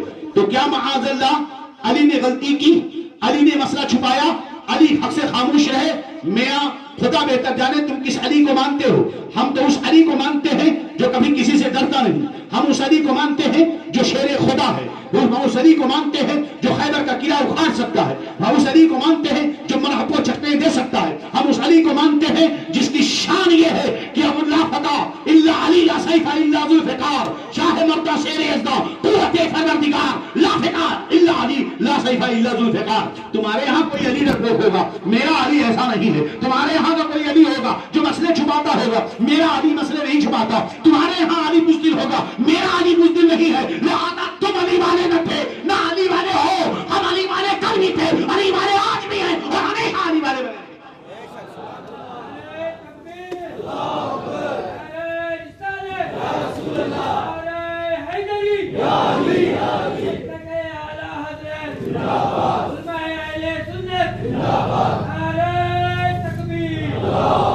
ادھر آؤ پیارے, ہنر آزمائیں, تو تیر آزما ہم جگر آزمائیں. نہ تلوار اٹھے گی نہ تیر تم سے, یہ بازو میرے آزمائے ہوئے ہیں. میں سکوں عبید رضوی قوس و رضا کا, یوٹیوب فیس بک پر بہت اچھل سکتے ہو. ماں نے دودھ پلایا ہے تو سامنے آؤ. یہ مت سمجھنا کہ بریلی خالی ہے, یہ مت سمجھنا کہ رضوی خالی ہے. ہاں گنڈئی کر سکتے ہو. افسوس تمہارے نوجوانوں پر ہے جن کی ہمتیں کمزور ہوتی جا رہی ہیں. ہمت لاؤ, حق کے لیے سب کچھ قربان کر دینا, یہی کربلا والوں نے سکھایا. علی نے بیعت کی. میاں خلافت کا سب سے پہلا حقدار وہی ہوگا جو سب سے افضل ہوگا. جو سب سے افضل ہوگا وہی خلافت کا حقدار ہوگا. قرآن کہتا ہے ان اکرمکم عند اللہ اتقاکم, تم میں سب سے زیادہ عزت والا اللہ کی بارگاہ میں وہ ہے جو سب سے بڑا متقی ہے. میں پوچھتا ہوں کہ میرے نبی سے بڑھ کر متقی کون؟ میرے نبی سے بڑھ کر متقی کون؟ توجہ چاہتا ہوں, سنو, میرے نبی سے بڑھ کر کوئی متقی نہیں ہے. میرے نبی سے زیادہ رب کو کون جانتا ہے؟ میرے نبی فرماتے ہیں انی عالمکم باللہ انا, تم میں سب سے زیادہ میں اللہ کو جانتا ہوں. واتقاکم باللہ, اور اللہ کو اللہ سے میں تم سے سب سے زیادہ ڈرتا ہوں. سب سے زیادہ اللہ سے میں ڈرتا ہوں اور اللہ کو سب سے زیادہ میں جانتا ہوں. اب آؤ قرآن کی طرف. قرآن کہتا ہے والذی جاء بالصدق وصدق به اولئک هم المتقون.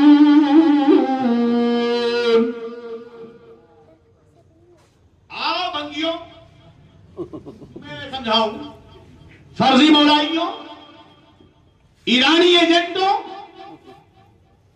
قرآن کہتا ہے والذی جاء بالصدق وصدق به اولئک هم المتقون،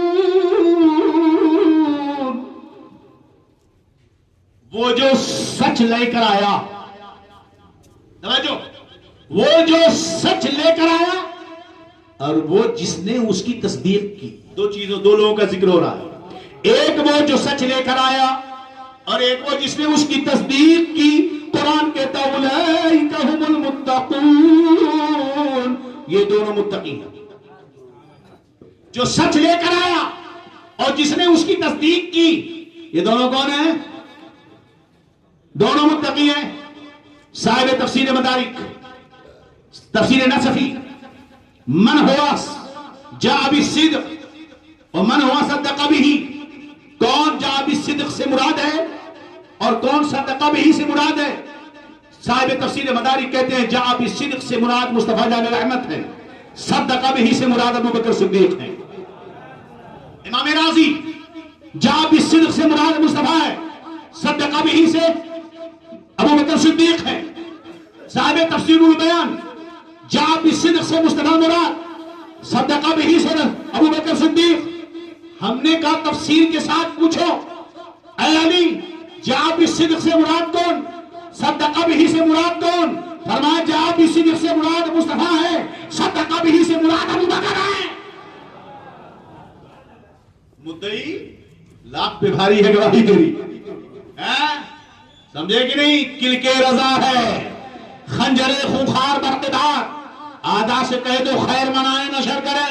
یہ رضا کے نیزے کی مار ہے کہ عدو کے سینے میں غار ہے، کسی چارہ جوئی کا وار ہے کہ یہ بار بار سے پار ہے. اے علی مولا مشکل کشا میرے مولا، بتاؤ جاء بالصدق سے مراد؟ کہا رسول اللہ.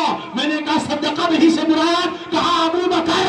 کہا پھر دونوں کون؟ کہا اولئک هم المتقون. قرآن نے مصطفیٰ کو ابو بکر کے، مصطفیٰ کے ساتھ ابو بکر کو بھی کہا دونوں متقی ہے مصطفیٰ کے تقوی کے ساتھ. اگر قرآن نے کسی کے تقوی کا ذکر کیا گیا ہے تو ابو بکر صدیق ہے. ابو بکر سے بڑا کوئی متقی ہو ہی نہیں سکتا ہے. رب کی بارگاہ میں ابو بکر سے بڑھ کے کوئی مقبول ہو ہی نہیں سکتا.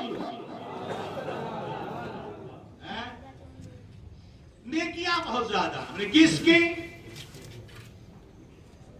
حضرت عائشہ موجود ہے، مصطفیٰ جان رحمت تشریف فرما. آسمان میں ستارے چمک رہے ہیں، آسمان میں ستارے. حضرت عائشہ نے پوچھا یا رسول اللہ آسمان میں جتنے ستارے کسی کی نیکیاں اتنی ہیں؟ فرمایا ہاں اتنی عمر کی ہیں. اب بولو حضرت قصہ سنا دو. کہاں کی کہاں سناتے ہو؟ ہم نے کہا یار کیسے نہ سناؤں. میں نے پوچھا اے عائشہ ام المومنین، اے اماں جان صاحبہ رضی اللہ عنہا، نہیں بولنا چاہیے ادب سے ام المومنین کہیں، ام المومنین طیبہ طاہرہ صدیقہ. اپنے نبی سے پوچھا آسمان میں جتنے ستارے کسی کی نیکیاں اتنی ہیں؟ کیسے پوچھا آپ نے؟ کیوں پوچھا؟ اس کا مطلب آپ جانتی ہیں کہ نبی کو معلوم ہے آسمان میں ستارے کتنے ہیں. اس کا مطلب آپ جانتی ہیں کہ نبی کو معلوم ہے کہ امتیوں کا عمل کس نبی کا، کس امتی کا کتنا عمل ہے، کس نبی کس امتی کی کتنی نیکیاں ہیں. یہ دونوں میرے نبی جانتے ہیں، یہ بھی نبی جانتے ہیں، یہ بھی نبی جانتے ہیں. نبی نے یہ نہیں کہا کہ عائشہ کیسا سوال کر رہی ہو، مجھے کیا پتا آسمان میں کتنے تارے ہیں، یہ تو غیب کی خبر ہے. ذرا دیکھو تو صحیح، امتیوں کا عمل مجھے کیا معلوم، وہ تو فرشتے لکھتے ہیں کرامن کاتبین. میں عائشہ سن لے عمر ہے جس کی نیکیاں آسمان کے ستاروں کے برابر ہے. لا کوئی میرے عمر جیسا آسمان کے ستاروں کے برابر نیکیاں. حضرت عائشہ ذرا سا نروس ہوئی، ہماری زبان میں کہہ لو، کہا حضور میرے ابا کی نیکیاں، میرے ابا کی نیکیاں. بولے عائشہ عمر کی ساری نیکیاں مل کر ابو بکر کی ایک نیکی کے برابر ہے. عمر کی ساری نیکیاں ملا کر ابو بکر کی نیکی کے برابر ہے. اب اے ابو بکر جیسا ایمان کسی کا نہیں. بات کہہ دوں، ہم عشق کے بنتے ہیں، کیا بات پڑھائی ہے. شانیں الگ الگ اپنی اپنی ہیں. میاں یہ مصطفیٰ کی شان ہے، کسی کو کندھے پہ کھڑا کر کے بلند کرتا ہے اور کسی کے کندھے پہ سوار ہو کے بلند کرتا ہے. ہمیں عقل کے اندھوں کی بات ہے. ہم سے مت پوچھ علی افضل کی ابو بکر افضل. ہم کسی کی شان گھٹا نہیں رہے. علی تیری شان اپنی جگہ، ابو بکر تیری شان اپنی جگہ. تجھے مصطفیٰ نے کندھے پہ کھڑا کر کے کعبہ میں بتوں کو مٹھایا. تجھے مصطفیٰ نے کندھے پہ اٹھا کر بلندی پر پہنچایا. ارے غار سور میں 2.5 کلومیٹر تک ابو بکر نے مصطفیٰ کو کندھے پہ بٹھا کر غار سور میں پہنچایا. علی تیری شان اپنی جگہ، ابو بکر تیری شان اس کی وجہ ہے. ہم عشق کے بندے ہیں. کیا بات ہے؟ سبحان اللہ سبحان اللہ. ابے اندھو تم کو اتنا دکھا؟ علی کتنے اونچے کندھے پر. میں نے کہا یہی نقطہ دیکھا کدے؟ ذرا یہ دیکھ، اگر یہی مطلب تھا تو مصطفیٰ کس کے کندھے پہ سوار تھے؟ ابے مصطفیٰ کا کندھا اتنا مضبوط ہے کہ قرآن جس کو پہاڑ نہ برداشت کر سکے مصطفیٰ کے کندھے نے برداشت کر لیا. تو علی کو اٹھایا تو مگر سوچ، ابو بکر کو، علی کو تو جوانی پہ اٹھایا تھا، ابو بکر نے مصطفیٰ کو بڑھاپے میں اٹھایا. اور وہ بس اتنا نہیں، 250 کلومیٹر ایک ایک قدم چلتے گئے چلتے گئے چلتے گئے چلتے گئے. 2.5 کلومیٹر 250 میٹر ہوا. ذرا چڑھ کے دکھا. آج کا 25 سال کا ایک بگڑا جو کنچے کھیلتا ہے چڑھ کے دکھا. نہ ساری رگیں کھیلی ہو گئی تو کہنا، نہ گھٹنے کا آپریشن کروانا پڑے تو کہنا. بتا کس کی شان بلند ہے؟ بے وقوفوں، سجدہ کرنے کا ڈھنگ نہیں آیا ہے ناپنے کے علی افضل کی ابو بکر افضل. ہم عشق کے بندے ہیں. کیا بات بڑھائی ہے؟ ہم عشق کے بندے ہیں. علی تیری شان اپنی جگہ ہے، ابو بکر تیری شان اپنی جگہ ہے، عمر تیری شان اپنی جگہ ہے. ہمارا تو بس یہی کہنا ہے کہ جنا بنے گی وہی بانے 4 یار کی قبر. جو اپنے سینے میں یہ 4 باغ لے کے چلے، اہل سنت کا ہے بیڑا پار. اصحاب حضور نجم ہیں اور ناؤ ہے ادھر رسول. سبحان اللہ سبحان اللہ. یہ گندے لوگ ہوتے ہیں جو ناپتے ہیں. ابے پہلے خود کو ناپ. تو کتنی گندگی میں ہے. اپنی حیثیت تو طے کر، تو کس لائق ہے. قطر کے کیڑے، نالی میں پھٹکنے والے، بھانگ چرسی نشا کرنے والا، تو آیا ہے علی کا مقام ناپنے. تو آیا ہے ابو بکر کا مقام ناپنے. تجھے خود اپنی نسلوں کا ناپ کا پتہ نہیں ہے، تو علی کی عظمتوں کو دیکھنے آیا. بس اعلیٰ حضرت کا شعر پڑھو. ہم عشق کے بندے ہیں. کیا بات بڑھائی. کب آنا صحیح افضل طیبہ ہی بڑا ظاہر. بولو ہائے ہائے ہائے ہائے ہائے. ابو بکر جیسی محبت کس نے پائی جناب؟ ابو بکر جیسی محبت کس نے پائی؟ جو محبت ابو بکر کے اندر ہے. اللہ اکبر. صلح حدیبیہ کا موقع ہے. صلح حدیبیہ کا موقع ہے. بہت لمبی تفصیل ہے، مختصر. دیر تو نہیں ہو رہی؟ تھک تو نہیں گیا؟ بور تو نہیں ہو رہا؟ کل تو نہیں بولو گے حضرت کچھ اور بول رہے تھے، کچھ اور بول رہے تھے. وہ ایک جگہ بول رہے تھے اس لیے بولا میں یہاں. تمہیں مت سمجھنا کہ میں تم نہ بولا جی. تم نہ نہیں بولا ہوا. کہاں کی بول رہے تھے؟ یہاں بولا سو. ویسا بولنا نہیں. ہاں ہمارا کام ہی یہی ہے. کیونکہ حسین نے یہ نہیں کہا چلو یار چپ چاپ اپنا نماز پڑھو روزہ رکھو کہیں کو جی سے لڑو نا. ٹھیک ہے حسین نہ ایسا لڑو، آپ کے لیے لڑو. کوئی برا کہتا تو کہنے دو. ابے تجھے خوش کرنے کے لیے خدا کو ناراض کروں گا؟ تیری اپنی دنیا بچانے بنانے کے لیے، تیری دوستی نبھانے کے لیے میں اپنی قبر برباد کروں گا؟ ہوشیار ہے تو سمجھ لے، ہوشیار ہے تو سمجھ لے. کوئی تیرے ساتھ خبر میں نہیں جانے والا میرے بھائی. کامیڈین کی تقریر میں سنو اور رضا کے شعروں کی بات سنو. دیکھ نہیں کوئی دوسرا اتنی تقریر 4 گھنٹہ بولے گا. جتنی باتیں میں نے آپ کو بتا دی ہیں. داری کا فضل اللہ یا قاؤ کا کرم. آؤ سنو. صلح حدیبیہ. میرے نبی مدینہ سے جا رہے ہیں عمرہ کے لیے. حدیبیہ ایک جگہ ہے جو حرم کے اندر آتا ہے، حدود حرم میں آ جاتا ہے. مکہ کے کافروں نے روک لیا، عمرہ نہیں کر سکتے. تیزی سے بول رہا ہوں، سمجھ میں آ رہا ہے نا. مکہ کے کافروں نے روک لیا، عمرہ نہیں کر سکتے. میرے نبی نے کہا سیدھی بات کرو ورنہ تلوار چلے گی. جب تک میری گردن ہے تب تک لڑتا رہوں گا. نرمی سے بات کرو نہیں تو عمرہ کروں گا، اس کے علاوہ راستہ نہیں. بڑے لوگوں نے سمجھایا چھوڑو جانے دو، بات کرتے ہیں آپس میں بیٹھ کر. کچھ دفعات طے کیے گئے. وہ لمبی بات نہیں، بس جو پوائنٹ کی بات کو بتا رہا ہوں. اس میں ایک پوائنٹ یہ لگایا گیا کہ اگر کوئی مدینہ سے مکہ سے مسلمان ہو کر مدینہ آیا تو آپ اسے واپس کریں گے، مدینہ سے واپس کریں گے، اور اگر کوئی مدینہ سے کافر ہو کر یا بھاگ کر کسی طریقے سے مکہ چلا گیا تو ہم اسے واپس نہیں کریں گے۔ اصل میں پوائنٹ انہوں نے کیوں لگایا کہ بہت سارے لوگ مسلمان ہو کر مکہ سے مدینہ بھاگ کے آتے تھے، اور جو مسلمان ہوتا مکہ میں تو مکہ والے مارتے ستاتے پریشان کرتے تو لوگ وہاں سے بھاگ کر مدینہ آ جاتے تھے۔ تو ان لوگوں نے پوائنٹ کا صلح کے لیے پوائنٹ یہ رکھا، ایک پوائنٹ یہ بھی رکھا کہ اگر کوئی مدینہ مکہ سے مسلمان ہو کر مدینہ آیا نا تو آپ کو واپس کرنا پڑے۔ ابھی سائن نہیں ہوئی تھی، لوگ بیٹھے ہوئے تھے، ایک صحابی حضرت ابو جندل ابن سہیل مسلمان نہیں ہوئے تھے، جندل مسلمان ہو چکے تھے، ان کے ہاتھ میں ہتکڑی لگی تھی، پیر میں بیڑیاں تھیں، جنجیریں بدی تھیں، پورے جسم سے خون بہ رہا تھا، کوڑے کے زخم پورے خون، لڑکھڑاتے بھاگتے ہانفتے پیاسے حدیبیہ میں پہنچ گئے اور نبی کریم صلی اللہ علیہ وسلم کی بارگاہ میں پہنچے، کہنے لگے حضور مجھے بچا لیجئے، لوگ مجھے مار ڈالیں گے، میں مسلمان ہو گیا ہوں اس لیے مجھے مارا جا رہا ہے۔ وہ معزز تھے زمانے میں مسلمان ہو کر، ہم یہاں خار ہوئے تاریخ قرآن ہو کر۔ میرے مسلمان ذرا طبیعت کیا خراب ہو گئی، تو جا کر کافروں سے تعویذ بنواتا ہے، شرم نہیں آتی تجھے؟ تو جا کر کے مندروں میں تو دھاگے باندھتا ہے۔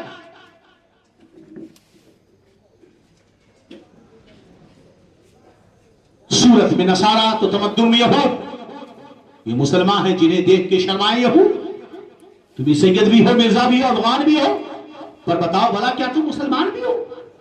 وہ مسلمان تھے، ہاتھ میں ہتکڑیاں ہیں، پیروں میں بیڑیاں ہیں، کپڑے پھٹے ہیں، جسم سے خون بہ رہا ہے۔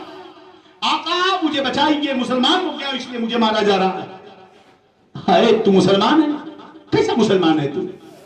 طبیعت خراب ہو گئی، ارے مر جا چلے گا، مگر تجھے شرم نہ آئی کہ تو پتھروں کے پاس جا رہا ہے، کافروں کے پاس جا رہا ہے دو پیسے کمانے کے لیے؟ پھر بھی کوئی فرق ہی نہیں پڑتا جناب، یہ حالت ہو چکی ہے ہماری۔ اور اس کے بعد مولانا ایسا ہو رہا ہے، مولانا ویسا ہو رہا ہے، مولانا ویسا ہو رہا ہے۔ میں نے کل پوچھا آپ سے، میاں داڑھی رکھنا یہ مسلمانوں کی ذمہ، مولانا لوگوں کی ذمہ داری ہے؟ لڑکے نشہ نہ کریں اس کی ذمہ داری مولانا لوگوں کی ہے؟ تم مسجدوں میں علماء پہ پابندیاں لگاتے ہو، سماج میں پھیلی برائیوں کو روکتے نہیں ہو، نشے جوا شراب ہماری سوسائٹی میں عام ہوتا جا رہا ہے، ہماری بچیاں دین سے بھاگ رہی ہیں، ہمارے نوجوان دین کے قریب نہیں، مسجدوں میں اذان ہوتی تم بیٹھ کر فیس بک چلاتے ہو۔ جب تم نے خود اپنی اذان کی عزت نہیں کی تو کیا دنیا تمہاری عزت کرے گی؟ تم نے اپنی مسجدوں کی عزت نہیں کی تو دنیا تمہاری عزت کرے گی؟ حضرت ابو جندل میرے آقا نے دیکھا، کہنے لگے دیکھو ایسا ہے، ٹھیک ہے تم ہماری پناہ میں آ گئے، اب تمہیں سنبھالتے ہیں۔ ابو جندل کے باپ اب سہیل فوراً سامنے آئے، کہنے لگے ابھی معاہدہ ہوا ہے کہ اگر کوئی مکہ سے مدینہ آیا تو آپ واپس کرو گے، میرا بیٹا مجھے واپس کرو۔ میرے نبی نے فرمایا معاہدہ تو ہو چکا ہے، ابھی دستخط نہیں ہوئی۔ تو کیا ہوا؟ دستخط نہیں ہوئی، معاہدہ تو ہوا ہے، دستخط نہیں ہوئی تو نہیں ہوئی، ابو جندل کو ہمیں واپس کرو۔ میرے نبی نے کہا بھائی ہمیں دے دو، ہماری امان میں دے دو۔ کہا نہیں، لوگوں نے سختی کی نہیں دیں گے، کافروں نے کہا پھر معاہدہ نہیں ہوگا۔ میرے نبی خاموش ہو گئے، کہا ابو جندل تو اپنے باپ کے پاس جاؤ۔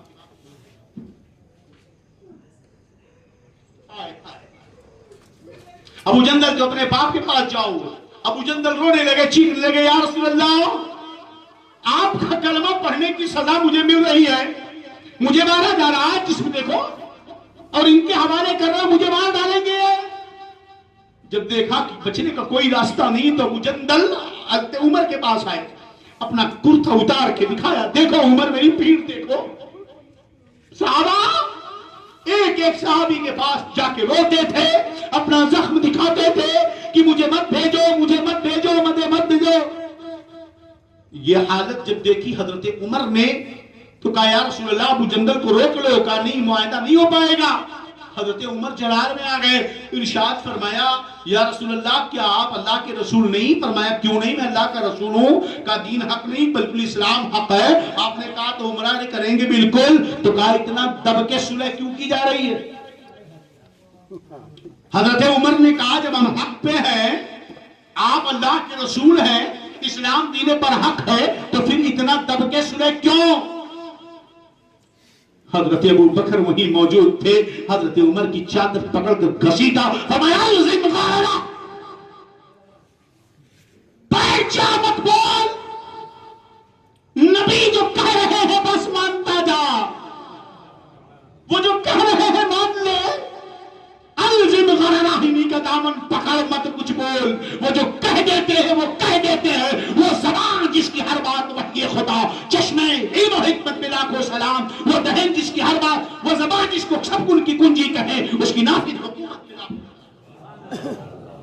گویا کہ رضا ابو بکر کی زبان میں بول رہے ہیں، کام انہیں جانا انہیں مانا، نہ رکھا غیر سے کام، للہ الحمد میں دنیا سے مسلمان الزم غرراہمی۔ بظاہر سب معاملات بڑے عجب تھے، مگر ابو بکر کا یقین مصطفیٰ پہ کیسا تھا؟ صحابہ سخت ناراض تھے، میرے نبی نے کہا اٹھو حلق کراؤ، قربانیاں دو، چلو واپس۔ 3 بار میرے نبی نے کہا، صحابہ اٹھ نہیں گئے تھے، اس قدر لوگ ڈپریشن میں پڑے تھے، مگر اس وقت ابو بکر کی شان یہ تھی، فرمایا الزم غررہ، نبی کے دامن کو پکڑ کے بس ان کا ہوگا، جب ان کا ہو جائے گا تو کہے گا جب تک بکے نہ تھے تو کوئی پوچھتا نہ تھا، تو نے ہمیں خرید کر انمول کر دیا، آنے دو یا ڈوبے دو، اب تو تمہاری جانب، کشتی تمہیں پہ چھوڑی، لنگر اٹھا دو۔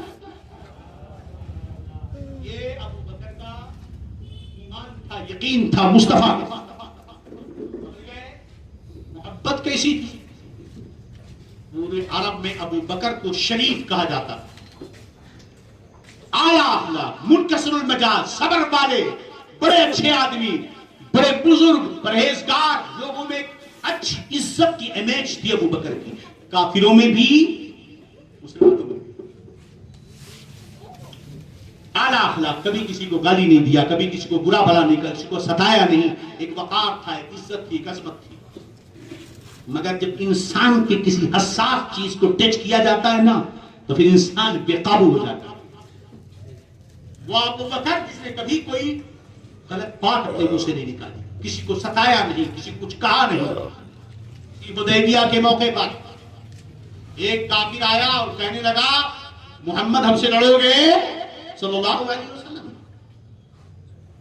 یہ ننگے بھوکے صحابہ بھوکے تھے، ایک کپڑا خالی جسم پہ تھا، احرام باندھ کر آئے تھے، سب احرام میں کپڑا خالی تھا، سب بیٹھے دبلے پتلے، ہڈیاں نظر آ رہی، کھانا نہیں تھا ان کے پاس۔ یہ کافر کہتا ہے وہ اونٹ کا گوشت شراب پی کر مسنڈے کی طرح تگڑا تگڑا لمبا چوڑا تھا، کہتا ہے محمد ان ننگے بھوکے بھاگ بھاگ قسم کے لوگوں کے بھروسے ہم سے لڑو گے؟ اتنی بات کہتا تو کوئی کچھ نہ بولتا، مگر اس نے کہہ دیا کہ جیسے ہماری تلواریں نکلیں گی نا، یہ تم کو چھوڑ کر بھاگ جائیں گے۔ ابو بکر کی محبت کچھ حساس تھی سب سے زیادہ، اسے ٹچ کر دیا، اسے ٹچ کر دیا۔ حضرت ابو بکر جلال میں آئے، ارشاد فرمایا اے امسس بدر اللہ، اے خبیث، اب تیرا جو جس کی تو پوجا کرتا ہے نا لات، جا کے اس کی پیشاب کی جگہ کو چوس تو جا۔ ابھی اس کہیں کا تو کہتا ہے اب نبی کو چھوڑ دیں گے؟ ابے بھوکے پیاسے صحیح، یہ ایک جان کیا ہے، اگر وہ کروڑوں تیرے نام پہ سر کو وارا کروں میں۔ نبی کی محبت کا پہلو ابو بکر میں اتنا تھا کہ ابو بکر کو کچھ بھی کہہ دو وہ جلال میں نہیں آتے تھے، مگر مصطفیٰ کی محبت کو اگر کسی نے ٹچ کر دیا تو ابو بکر برداشت نہیں کرتا۔ نبی حرم شریف میں آئے، کس پہلو سے ناپو کہ ابو بکر کو ان جیسی محبت کسی کے اندر نہ تھی۔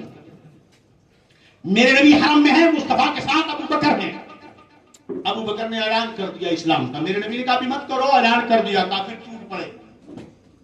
ابو بکر کو بہت مارا, بہت مارا, بہت مارا, سر پھوڑ دیا. ابو بکر بے ہوش ہو. لوگوں نے بیچ بچاؤ کیا, ہمارے نبی کو حضرت ارقم کے گھر پہنچا. ابو بکر بے ہوش گر پڑے. خاندان کے لوگ آئے, اٹھایا, گھر پہ لے کے آئے. ابو بکر صبح سے شام تک بے ہوش ہے. پہلی موبلنگ کی نبی کی محبت کافروں نے کی. ہائے ہائے, ابو بکر کے خاندان والے تلوار لے کر گھوم رہے ہیں اور پورے مکہ میں اعلان کہ اگر ابو بکر کو کچھ ہو گیا نا تو جس نے مارا ہے ہم اس کو چھوڑیں گے نہیں. مگر شام ہوتے ہوتے ابو بکر کو ہوش آیا اور ادھر میرے نبی نے حضرت ام جمیلہ کو, جو حضرت عمر کی بہن ہے, اسلام لا چکی تھی, فرمایا جاؤ ابو بکر کی حالت معلوم کر کے آؤ. ابو بکر کی حالت معلوم کرنے یہ پہنچ رہی ہے. ام جمیل اندر آئی, ابو بکر کو ہوش آیا اور جیسے ہوش آیا آنکھ کھلتے ہی کہتے ہیں میرے آقا رسول اللہ صلی اللہ علیہ وسلم کی خبر لاؤ. جیسے کہا خبر لاؤ مصطفیٰ کی کیسے ہیں. خاندان والے جل بھن گئے. تلوار پٹ کی غصے میں بولے انہی کی وجہ سے کوٹا گیا ہے, مار کھایا ہے, اور ہوش آیا تو پھر انہی کا نام, انہی کی وجہ سے مار کھایا ہے, پھر انہی کا نام, چلو بھاگو یہاں سے. کچھ لوگوں نے کہا چلو جاتے ہیں, ٹھیک تو ہو گئے, چھوڑو جانے دو. خاندان کے لوگ چلے گئے. ام جمیل آئیں, میرے نبی نے, ابو بکر نے پوچھا ام جمیل بتا میرے آقا کیسے ہے. ام جمیل نے کہا کہ امی یہاں کھڑی ام الخیر. کیسے بولوں, ابھی ایمان نہیں لائی تھی ابو بکر کی ماں, چھپا تھا, اسلام چھپایا جا رہا تھا. میرے ابو بکر نے کہا میری ماں ہے, ڈرو مت, بولو ماں ماں ہی ہوتی ہے, ماں ماں ہی ہوتی ہے, ماں کے قدموں کے نیچے جنت ہے. یاد رکھو جو اپنے ماں باپ کا نافرمان ہوگا, ماں باپ کی نافرمانی کی سزا بغیر پائے دنیا سے وہ جائے گا نہیں. یاد رکھو ماں باپ کا نافرمان دنیا میں ضرور عذاب پائے گا ماں باپ کی نافرمانی کا. جس نے اپنی ماں پر آواز بلند کی ہو, اپنے باپ کو ڈانٹا ہو, جا کر معافی مانگ لے, ورنہ بغیر سزا کی اسے موت نہیں آئے. ماما ہوتی ہے. ام جمیل نے بتایا کہ آقا اچھی. ماں نے کہا بیٹے دودھ تو پی لے, درد کم ہوگا. اور مانے لگی امی جب نبی کو دیکھوں گا نہیں حلق سے پانی نہیں اتار سکتا. کتنی ضد کرتا ہے تو, پہلے بول رہا تھا خبر ملے گی تو پیوں گا, اب خبر مل گئی تو کہتا دیکھوں گا. کیسے دیکھیں گے, شام ہونے تو رات ہوئی, مغرب کا اندھیرا چھایا. حضرت ابو بکر سہارا لے کر دار ارقم میں پہنچے, مصطفیٰ بے قرار انتظار کر رہے ہیں. ادھر نبی آگے بڑھے, ادھر ابو بکر آگے بڑھے. دونوں صاحب مل کر گلے رو رو کر کے ملے. اللہ کی قسم یہ مقام کسی کو نہیں ملا, 1.25 لاکھ صحابہ میں یہ مقام کسی کو نہیں ملا. ابو بکر تیری شان الگ ہے, لیکن یقیناً نبی کے لیے نماز کو قربان کرنا یہ اپنی شان رکھتا ہے, مگر نبی کے لیے جان کو قربان کرنا یہ بھی اپنی شان رکھتا ہے. آپ سے پوچھو جان بچانے کے لیے نماز چھوڑ سکتے ہو, مگر نماز بچانے کے لیے جان دینے کی اجازت نہیں, کیونکہ جان ہے تو قضا کر سکتے ہو, جان ہی نہیں رہی تو قضا کیا ادا کرو گے. یہ جان رب کی امانت ہے, اسے بچاؤ, سمجھ رہے کہ نہیں. لیکن اگر نماز کے لیے جان دے دی تو کمال کی بات ہے, کمال کی بات ہے, سمجھے کہ نہیں. یا مقابلہ میں نہیں کر رہا ہوں. حضرت ابو بکر نے مصطفیٰ کے لیے اپنی جان دی. نبی کا کی شان, نبی کی بارگاہ میں جو ابو بکر کا مقام ہے, گفتگو کو سمیٹ کرنا, اپنی باتوں کو پورا. حضرت ابو بکر, میرے نبی فرماتے ما نفعنی مال عاد قد ما نفعنی مال ابی بکر, کسی کے مال نے مجھے وہ نفع نہیں پہنچایا جو نفع ابو بکر کے مال نے مجھ کو پہنچایا. ایک مرتبہ بخاری شریف کی حدیث پاک ہے, حضرت علی موجود ہیں. میرے آقا صلی اللہ علیہ وسلم نے ایک جگہ ارشاد فرمایا ما طلعت الشمس ولا غربت على أحد أفضل من أبي بکر. یہ سورج ابو بکر کے علاوہ نبی کے بعد رسول کے بعد یہ سورج ابو بکر سے افضل کسی آدمی پر طلوع نہیں ہوا. یعنی سورج دنیا میں جب بھی کہیں بھی نکلا ہو کہیں بھی ڈوبا ہو نبی اور رسول کے بعد اگر سب سے افضل کوئی شخص رہا ہے تو ابو بکر رہا ہے. یہ خود میرے نبی صلی اللہ علیہ وسلم ارشاد فرماتے ہیں. میرے آقا فرماتے ہیں ابو بکر نے صدیق خیر هذه الامہ. ابو بکر صدیق اس امت کا سب سے افضل آدمی ہے. ایک مرتبہ علی محد علی موجود ہیں آپ کے بیٹے محمد ابن حنفیہ ہیں. یہ محمد ابن حنفیہ کون؟ میرے حضرت علی کی ایک بیوی ہیں حنیفہ نام ہے حنیفہ نام ہے جو حضرت فاطمہ کے وصال کے بعد آپ نے نکاح کیا. تو چونکہ آپ فاطمہ کی اولاد سے نہیں ہیں بلکہ حنیفہ کی اولاد سے ہیں اس لیے پہچان کے لیے محمد بن حنفیہ انہیں کہا جاتا ہے. ان کا کہا جاتا ہے محمد بن حنفیہ. بڑے اعلیٰ کمال کے وجیہ بڑے خوبصورت بڑے پرہیزگار بڑے متقی بڑے علم والے بڑی شان و شوکت والے بڑی ہمت و جرات والے ایک دم علی مصطفیٰ کی علی مرتضیٰ کی کاپی تھے. وہ ہمت میں جرات میں علم میں کمال میں فضل میں. کون؟ محمد ابن حنفیہ. حضرت علی کے پاس موجود ہے. اپنے ابا سے پوچھتے بخاری شریف کی روایت کہتے میں نے اپنے والد ابو بکر حضرت علی سے پوچھا کہ اے علی یہ بتائیے نبی کریم کے بعد اس امت میں سب سے افضل کون؟ فرمایا ابو بکر. میں نے پوچھا پھر اس کے بعد؟ کہا عمر. حضرت محمد بن حنفیہ کہتے ہیں کہ اگر اب پوچھوں گا تو پکا یہ عثمان کا نام لیں گے اس لیے میں پوچھتا نہیں ڈائریکٹ بولتا ہوں اس کے بعد آپ. پہلا سوال سب سے افضل کون نبی کے بعد؟ کہا ابو بکر. کہا اس کے بعد؟ کہا عمر. کہا پوچھوں گا تو عثمان کا نام آئے گا اس لیے میں نے پوچھا ہی نہیں سیدھا کہا اس کے بعد آپ. فرماتے ما انا الا رجل من المسلمین. میں تو مسلمانوں میں سے ایک عام آدمی ہوں. یہ علی کی انکساری تھی. اسی لیے اہل سنت والجماعت کا اس بات پر اجماع ہے کہ سارے انبیاء اور رسول کے بعد انسانوں میں سب سے افضل ابو بکر ہیں پھر اس کے بعد عمر ہیں پھر اس کے بعد عثمان ہیں پھر اس کے بعد علی ہے. خود حضرت علی مرتضیٰ فرماتے ہیں خیر هذه الامہ بعد نبیھا ابی بکر و عمر. سب سے افضل نبی کے بعد اس امت میں اگر کوئی ہے تو ابو بکر ہے اس کے بعد عمر ہے. اس کے بعد کون ہے؟ عمر ہے. ابو بکر کی شان بڑی عرفہ و اعلیٰ ہے. میرے نبی فرماتے ہیں کہ کسی کے مال نے اتنا نفع مجھے نہیں پہنچایا جتنا ابو بکر کے مال نے مجھے نفع پہنچایا. جتنا ابو بکر کا یقین تھا جتنا مضبوط ابو بکر کا ایمان تھا کسی کا اتنا مضبوط ایمان نہیں اتنا بڑا تقوی نہیں اتنی بڑی پرہیزگاری نہیں. تو وہاں مقام و مرتبہ بلند ہے تقوی کا. اللہ کی بارگاہ میں کس کا ہے؟ تقوی کا مقام بلند ہے. ابو بکر سب سے بڑا متقی سب سے مضبوط اس کا ایمان سب سے بڑا قربانی دینے والا. اس لیے خلافت کا سب سے بڑا حقدار کون؟ بات سمجھ آ گئی. حضرت سیدنا ابو بکر صدیق رضی اللہ تعالی عنہ کی شان اتنی عرفہ و اعلیٰ ہے. اپنی گفتگو کو ختم کروں اس روایت کے ساتھ کہ سیدنا ابو بکر صدیق رضی اللہ تعالی عنہ جا رہے تھے اور ابو طالب کے ایک بیٹے حضرت علی ہیں. ابو طالب کے بیٹے کون ہیں؟ حضرت علی ہیں اور ایک بیٹے حضرت عقیل ہیں.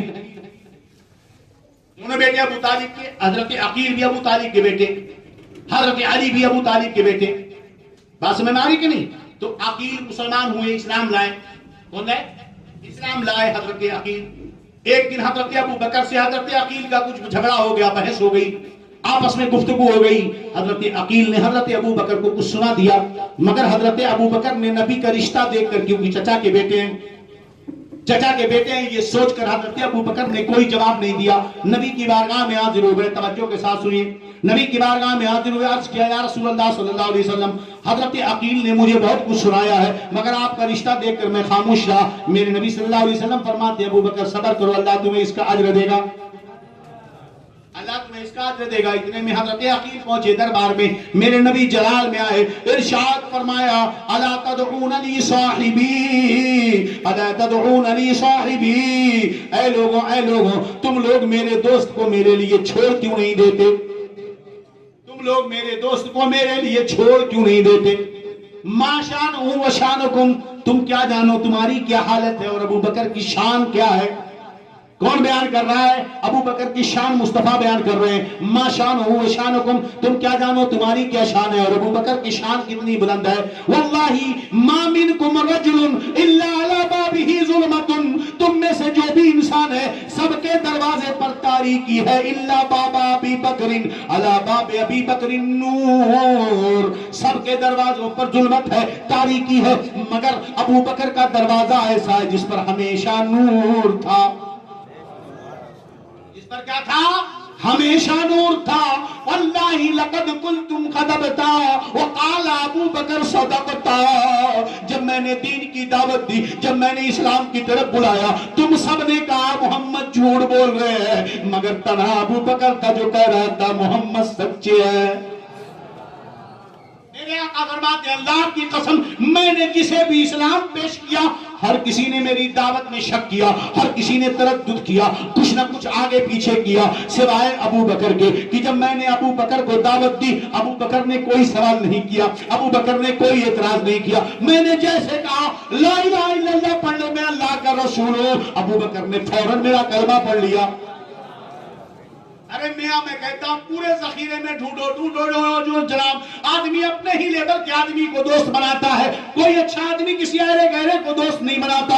پورے ذخیرے میں 7,00,000 صحابہ کی موجودگی بتاؤں تم کچھ بھی فضیلتیں کسی کی بیان کر دو میاں، مگر میں پوچھتا ہوں کہ کیا ابو بکر کے علاوہ کوئی دوسرا ہے جسے مصطفیٰ نے اپنا دوست کہا ہو، جسے مصطفیٰ نے اپنا صاحب کہا ہو؟ اب تم کیا قرآن کہہ رہا ہے ثانیۃ اثنین اذ ہما فی الغار اذ قال لصاحبہ لا تحزن ان اللہ معنا، جب دو میں سے دو ثانیت نے دو میں کے دو، ایک ہوتا دو دو، ایک ہوتا دو میں کا دو. دو میں کا دو کا مطلب یہ ہوتا ہے اس دو کا بھی حصہ اس میں ہے، اس دو کا حصہ بھی اس میں ہے. من تو شدم تو من شدی، من تن شدم تو جا شدی، پاکس نہ بوئے تو بار بار من دی گرم تو دی گرم.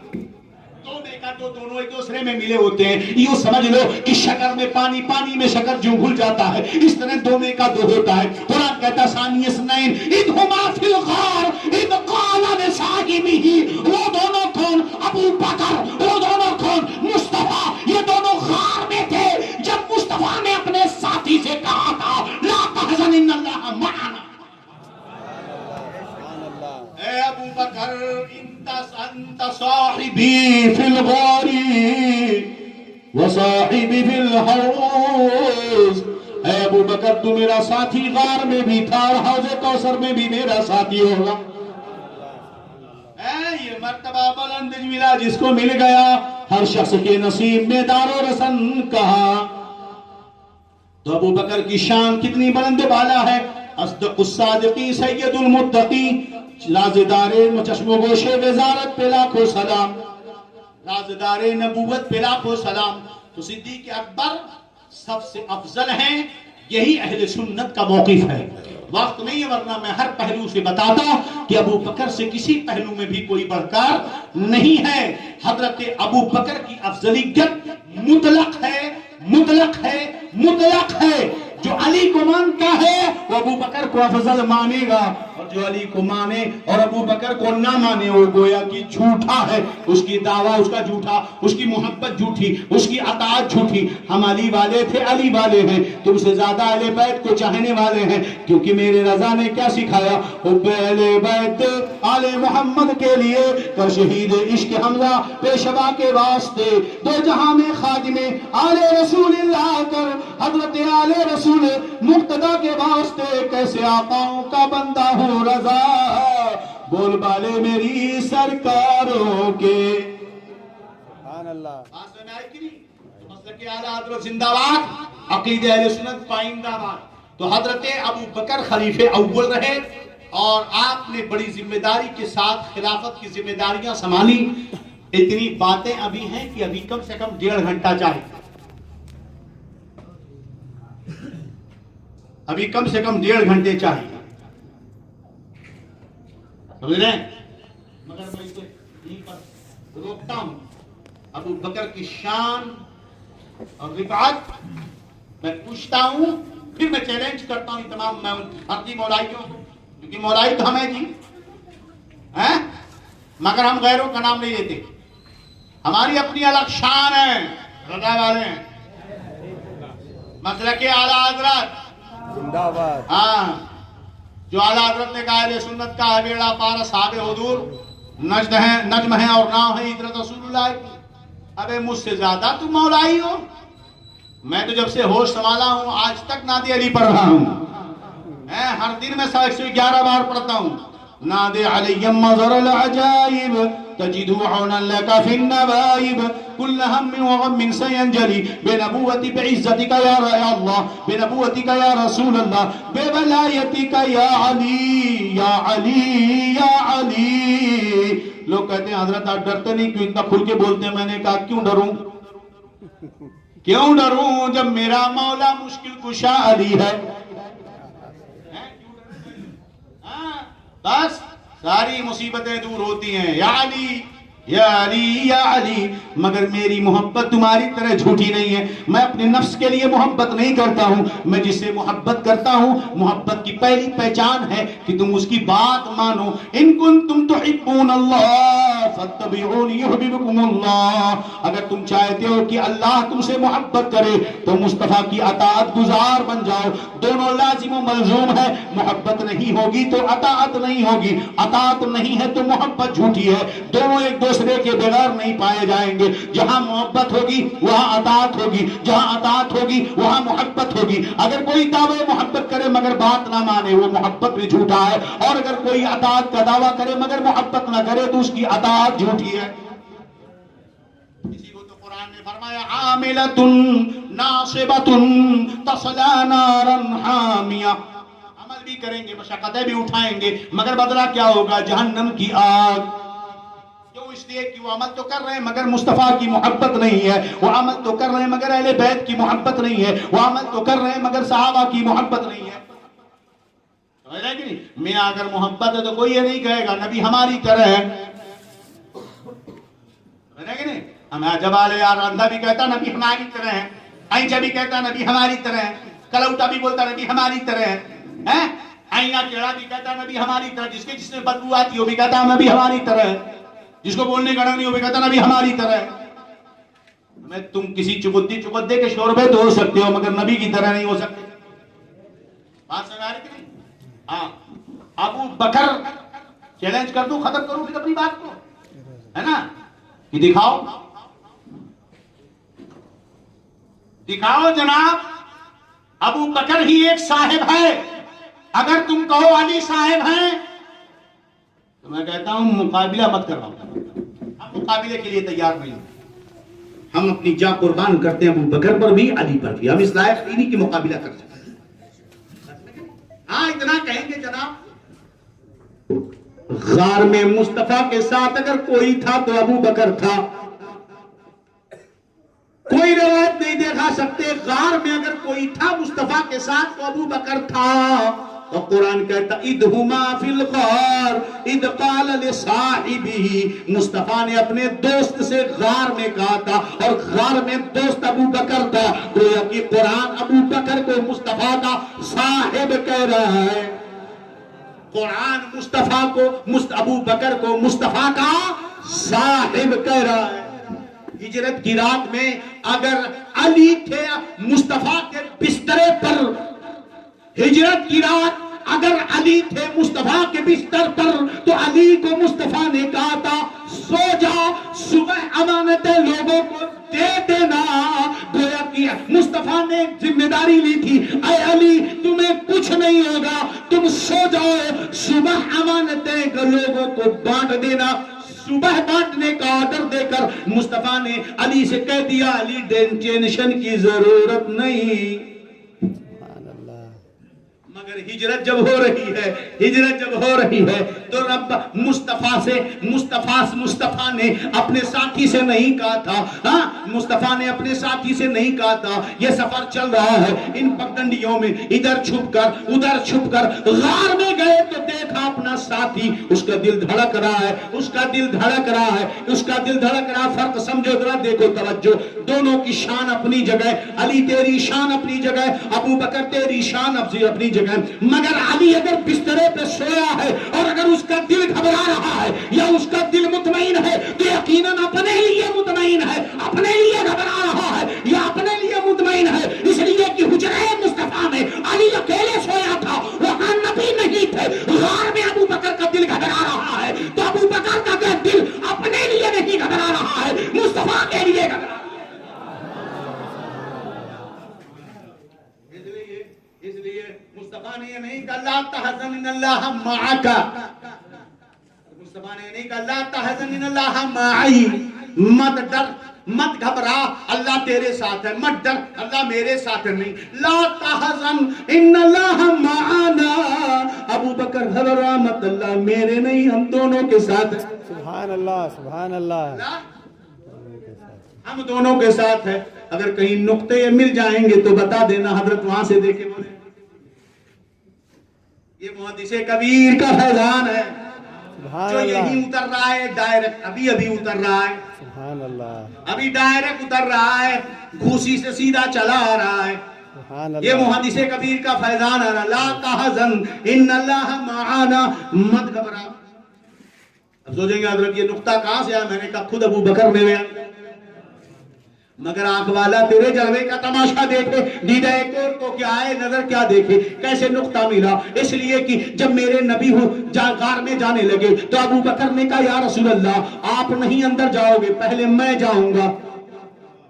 میرے نبی نے کہا ابو بکر کیوں؟ کہا یا رسول اللہ میں اندر جاتا ہوں، پہلے صاف کر دیتا ہوں، کہیں کوئی سانپ، کہیں کوئی بچھو، کہیں کوئی کیڑا آپ کو کاٹ نہ لے اور کہیں آپ کو نقصان ہو جائے۔ یا رسول اللہ ان حلقت فانا رجل واحد، اندر گیا اگر میں مر گیا تو میں ایک آدمی مروں گا، اور ان حلقت فحلقت الامہ، مصطفیٰ اگر آپ کو کچھ ہو گیا تو پوری امت تباہ ہو جائے گی۔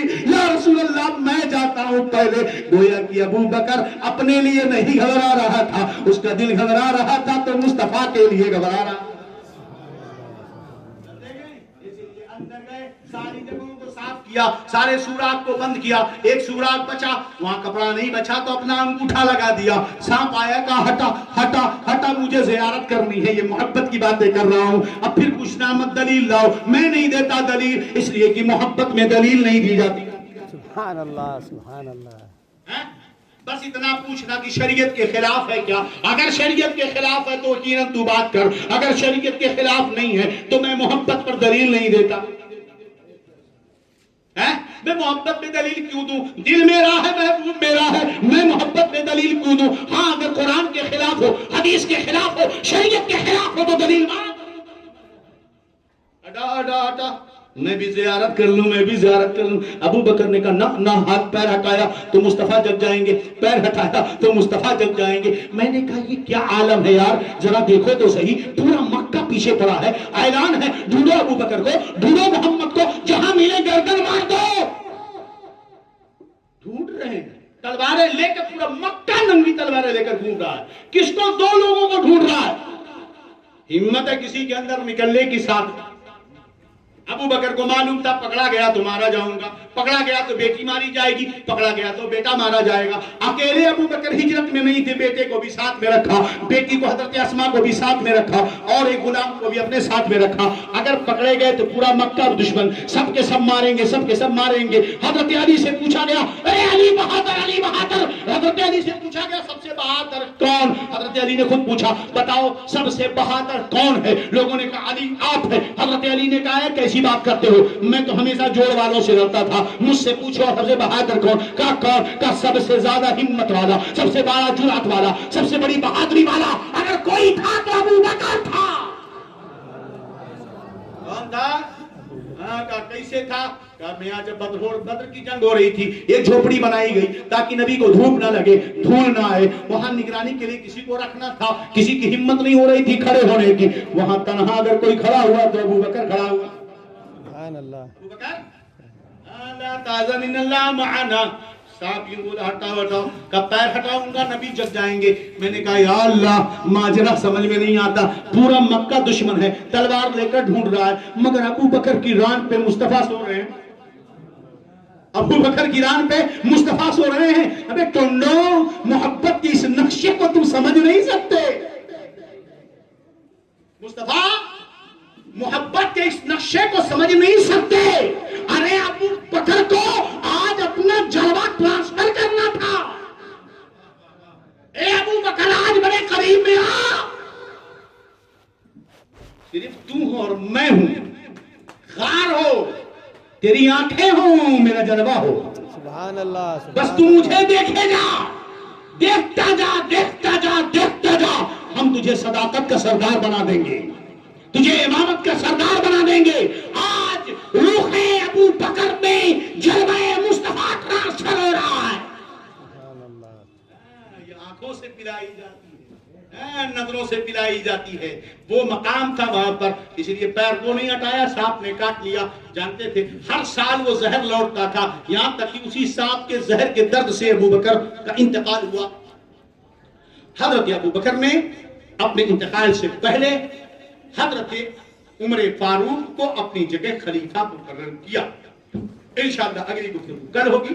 اللہ تبارک و تعالی ہمارے ایمان، عقیدے، جان، مال، عزت، آبرو کی حفاظت فرمائے۔ استغفر اللہ ربی من کل ذنب واتوب الیہ، اشہد ان لا الہ الا اللہ واشہد ان محمد عبدہ ورسولہ۔ السلام علیکم ورحمۃ اللہ وبرکاتہ۔ کل انشاءاللہ العزیز سیدنا عمر فاروق عثمان غنی رضی اللہ عنہ اور چاروں خلفاء کی حالات پر گفتگو ہو جائے گی، تاکہ پرسوں سے ہم اہل بیت کا ذکر شروع کر دیں۔